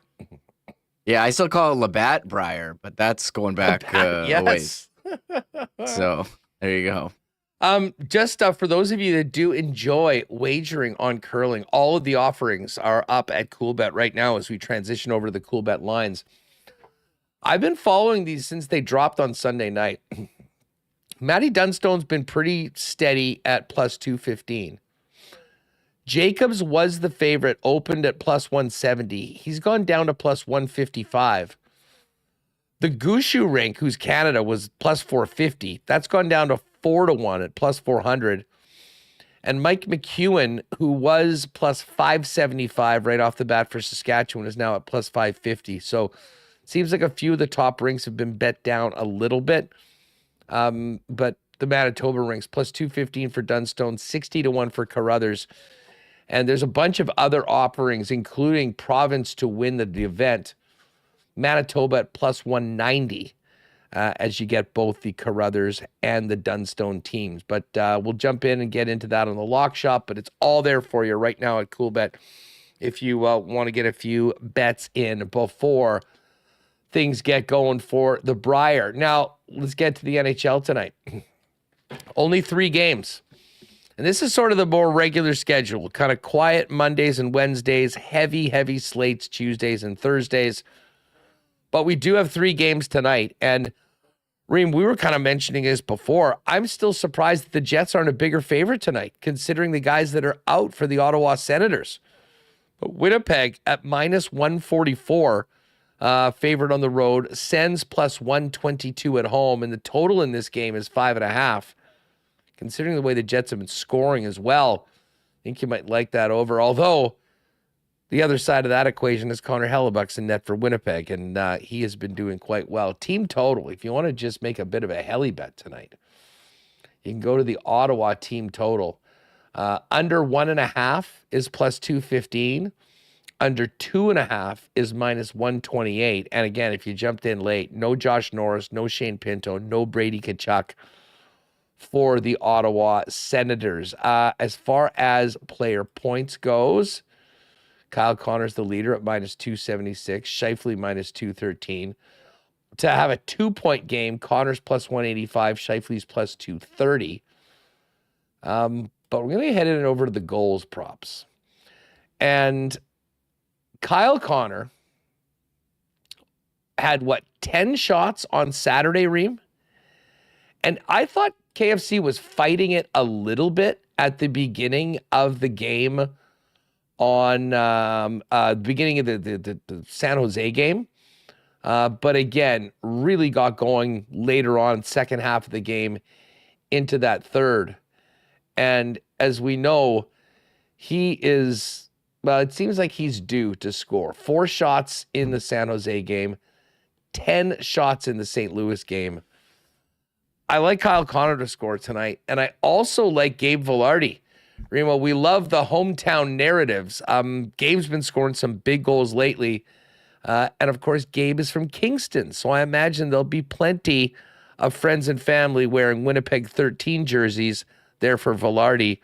So I think we're going to get on the Vilardi plus 215. Now, I did send over, and it's just popped up. It has just popped up. WST parlay for tonight, just about getting to 10-1. We're going to go Jets to win, Connor to score, and Vilardi to score. So very simple. Connor and Vilardi, anytime goals, Jets to win.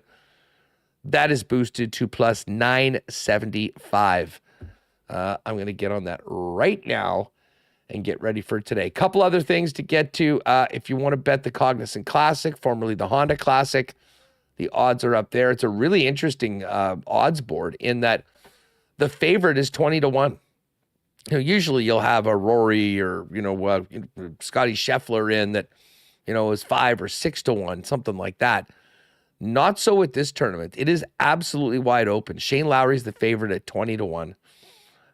You got Berger, Henley, Sepp Straka, Sung Jae Im at 22, Minwoo Lee and Canadian Taylor Pendrith at 28. And then Benyon and Keith Mitchell at 33. Those are the only players under 40-1 for the tournament. So it is wide open. Do love Sepp Straka on a top 20. I'm going to throw that out for the play of the day today. That's at plus 125. But Brier odds, got to get those in, your bets in before Friday. But the golf gets going tomorrow for the Cognizant Classic. We've also got a lock shop partner parlay that's up in the exclusives. Shane Lowry, Sepp Straka, and Billy Ho, all to make the top 20 of the tourney, plus 1475. So we've got some good options for you. And Reem, you know, we joked about the picks that I was making in Costa Rica and the magic water of the pool in Costa Rica. It hasn't slowed down. Killed it last week in Boston with the Four Nations, believing in Canada and riding a lot of Nate McKinnon and Connor McDavid props. And we have come back in this week and hit partner parlays on Monday and Tuesday. All the TGL bets we made came in. I got the Barrett Hayden, by the way, yesterday, the play of the day, plus 148. That came in. And even faded Luka last night with the under 30.5. So I was in a pinch me mood all last week in Boston at the Four Nations. I'm in a pinch me right now, not wanting to wake up for this heater we're on in the lock shop. And hopefully we can keep it going tonight with the WST parlay over at Coolbet. Yeah, I was surprised that the Jets were only minus 144 favorites just based on who was out for Ottawa. The Jets still... And the fact that they never lose. Well, yeah, and the fact they're on a 10-game win streak. I was going to say, yeah, the fact that they are the Winnipeg Jets. Even the Stanley Cup odds, not really giving the Jets the respect they deserve. 11-1. I mean, the teams ahead of them, Edmonton, who's been a mess lately, Carolina, you know, what's going on with them, Florida, Chuck out, Dallas, Leafs, and Capitals. Leafs and Capitals are still plus 1,100 with the Jets. So interesting to track going forward, but I think more and more people opening their eyes. We'll see how this changes as after the deadline. Well, we see some... I'm not surprised the Jets and the Caps dropped down to 11-1. Again, I was telling you all going into the break to jump on the 15-1 for the Jets because it was inevitably going to come down. It went down last week into the weekend at 13, and then they just kept on winning, and people were like, wait a second, that's a pretty damn good team over there. They're now at 11-1. So, I mean, tied with the Leafs and the Caps, the only teams with better cup odds right now are Dallas at 10-1, Florida at 9-1, Hurricanes plus 650, and Edmonton at 6-1. By the way, speaking of Edmonton, talking to Dusty today on the lock shop, he said the panic meter is at 6 right now. 6 out of 10. 3 very ugly games for the Oilers coming out of the break. You know that team is going to turn around at some point, and they will be there, but they have not looked good as of late, and have dropped out of first place. Hey, listen, before we go, I'm just noticing, you were mentioning the cup odds. We obviously have the futures, and Jets right now, you can still get them at 11-1. Selke Trophy, Barkov the favorite at minus 370. Draisaitl is minus 1,000 to win the Rocket Richard. Kyle Connor 25-1 if you think he could go on a crazy heater and catch Draisaitl. Other trophies that are available. Hellebuck and McKinnon tied at 3-1 for the Hart Trophy. Draisaitl's the favorite at minus 145.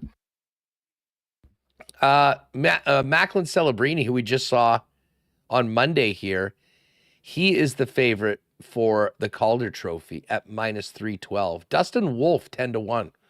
He's played very, very well. He might drag that team to the playoffs, and he should probably get some love for that. But Celebrini's having a great season.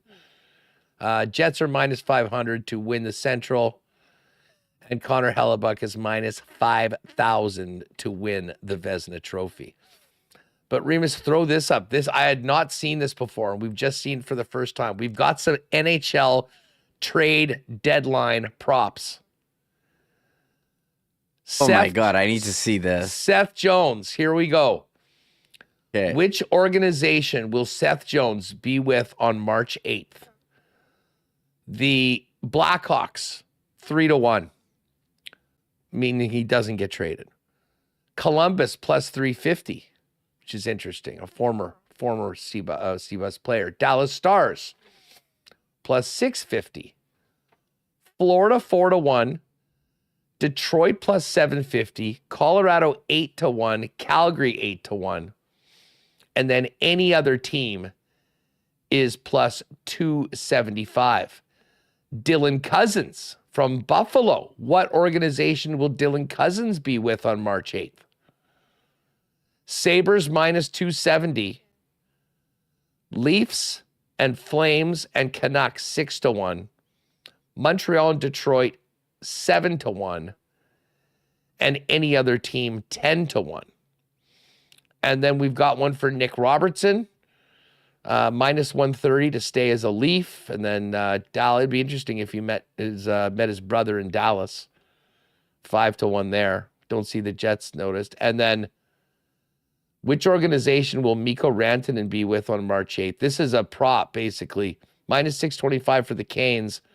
Any other team is plus 325. So essentially just over 3-1 to bet that Mikko Rantanen gets flipped again before the deadline. Yeah, like if you just want to have some fun, like he's on top of all the trade boards. I don't think they're going to. They didn't trade all that stuff away just to flip him again. But they also did it to sign him, and it sounds like they're not going to be able to sign him. Yeah. So if they feel that they have to make a move, I mean, that is one organization that will not be shy to pivot. I mean, I think since Eric Tulsky's taken over, it's a little different than when Don Waddell was running the club, and it hasn't gone particularly great for Rantanen since getting there as well. That's the other thing I think we've got to take note of. Yeah, you look at his numbers, and they've been not great in. Let me pull it up here. Sorry, I clicked on the wrong thing. In 8 games, has 3 points. That's a far cry from the 64 he put up in 49 with the Avs this year. So taking some time to gel and getting into the system. But I don't know if you saw this about Carolina. The Athletic, they put out their agent poll. Remember the player poll that they did? That the number one topic on it was the no trade clauses. Well, this one is the best and worst run franchises in the league. And in terms of the most poorly run franchise, well, they had a lot of agents of 17 agents. 6 said Buffalo. But the one that was the most difficult front office to deal with in the league, 4 of them said Carolina. That was behind Anaheim. In terms of worst owners, Tom Dundon, far and away the worst owner in the league. 10 of 17 agents saying that he gets involved in everything and they don't have autonomy to make decisions. So, talking about Carolina and Rantanen, I was interested to see that Tom Dundon, who they actually call, the GM, one agent is in this article, that he is the worst owner in the league according to 10 of 17 GMs pulled by the Athletic. So interesting stuff coming out about Carolina. Also interesting, I didn't see the Jets mentioned in this article once. So they don't have the best GM. They don't have the worst GM. They're not the best to deal with. They're not the worst. Did not get mentioned once. Well, if anything, I wouldn't be. If the Jets have a lot of success, they'll end up on those lists. I mean, you talk to everyone that comes here, that plays for the Winnipeg Jets. They are effusive in their praise of the entire organization, right up to Mark Chipman. And I don't know how shoveled they. I mean, I guess from an agent perspective, I mean, Chevy and Simmons have done some pretty shrewd negotiating in the past. Maybe that makes you less popular with agents, but they've certainly done a good job, and they put together a hell of a team. So we'll dive into that a little bit more over the next couple of days. Great stuff today on the program. We got to get this pod up right now because 6 o'clock puck drop, people are going to want to listen to it before we get going. That will do it for us today. But tomorrow, a little bit of a double dip, break down tonight's game against Ottawa and get ready for tomorrow night in Nashville. And of course, our Whiskey Fest event at the Manitoba Sports Hall of Fame. There is the link in the description. Click on them if there's any tickets available. They won't be around for long. I would love to see you tomorrow night. It should be a really, really fun evening. That is going to do it for us. Thanks to John Cullen. Great stuff on the upcoming Briar. Murat and Alex Adams. Thanks to all of you for making this a part of your day, and a huge thanks to the sponsors that make Winnipeg Sports Talk happen. Monday to Friday right here at 1 p.m. Hit that subscribe button if you haven't already. Give a thumbs up. Enjoy the game tonight, and we will see you tomorrow at 1 p.m. right here on WST. Later, everybody. Oh, my God! Oh! Shut it down! Let's go home! Thanks for tuning in to Winnipeg Sports Talk Daily. Make sure to subscribe on YouTube and your favorite podcast feed at winnipegsportstalk.com.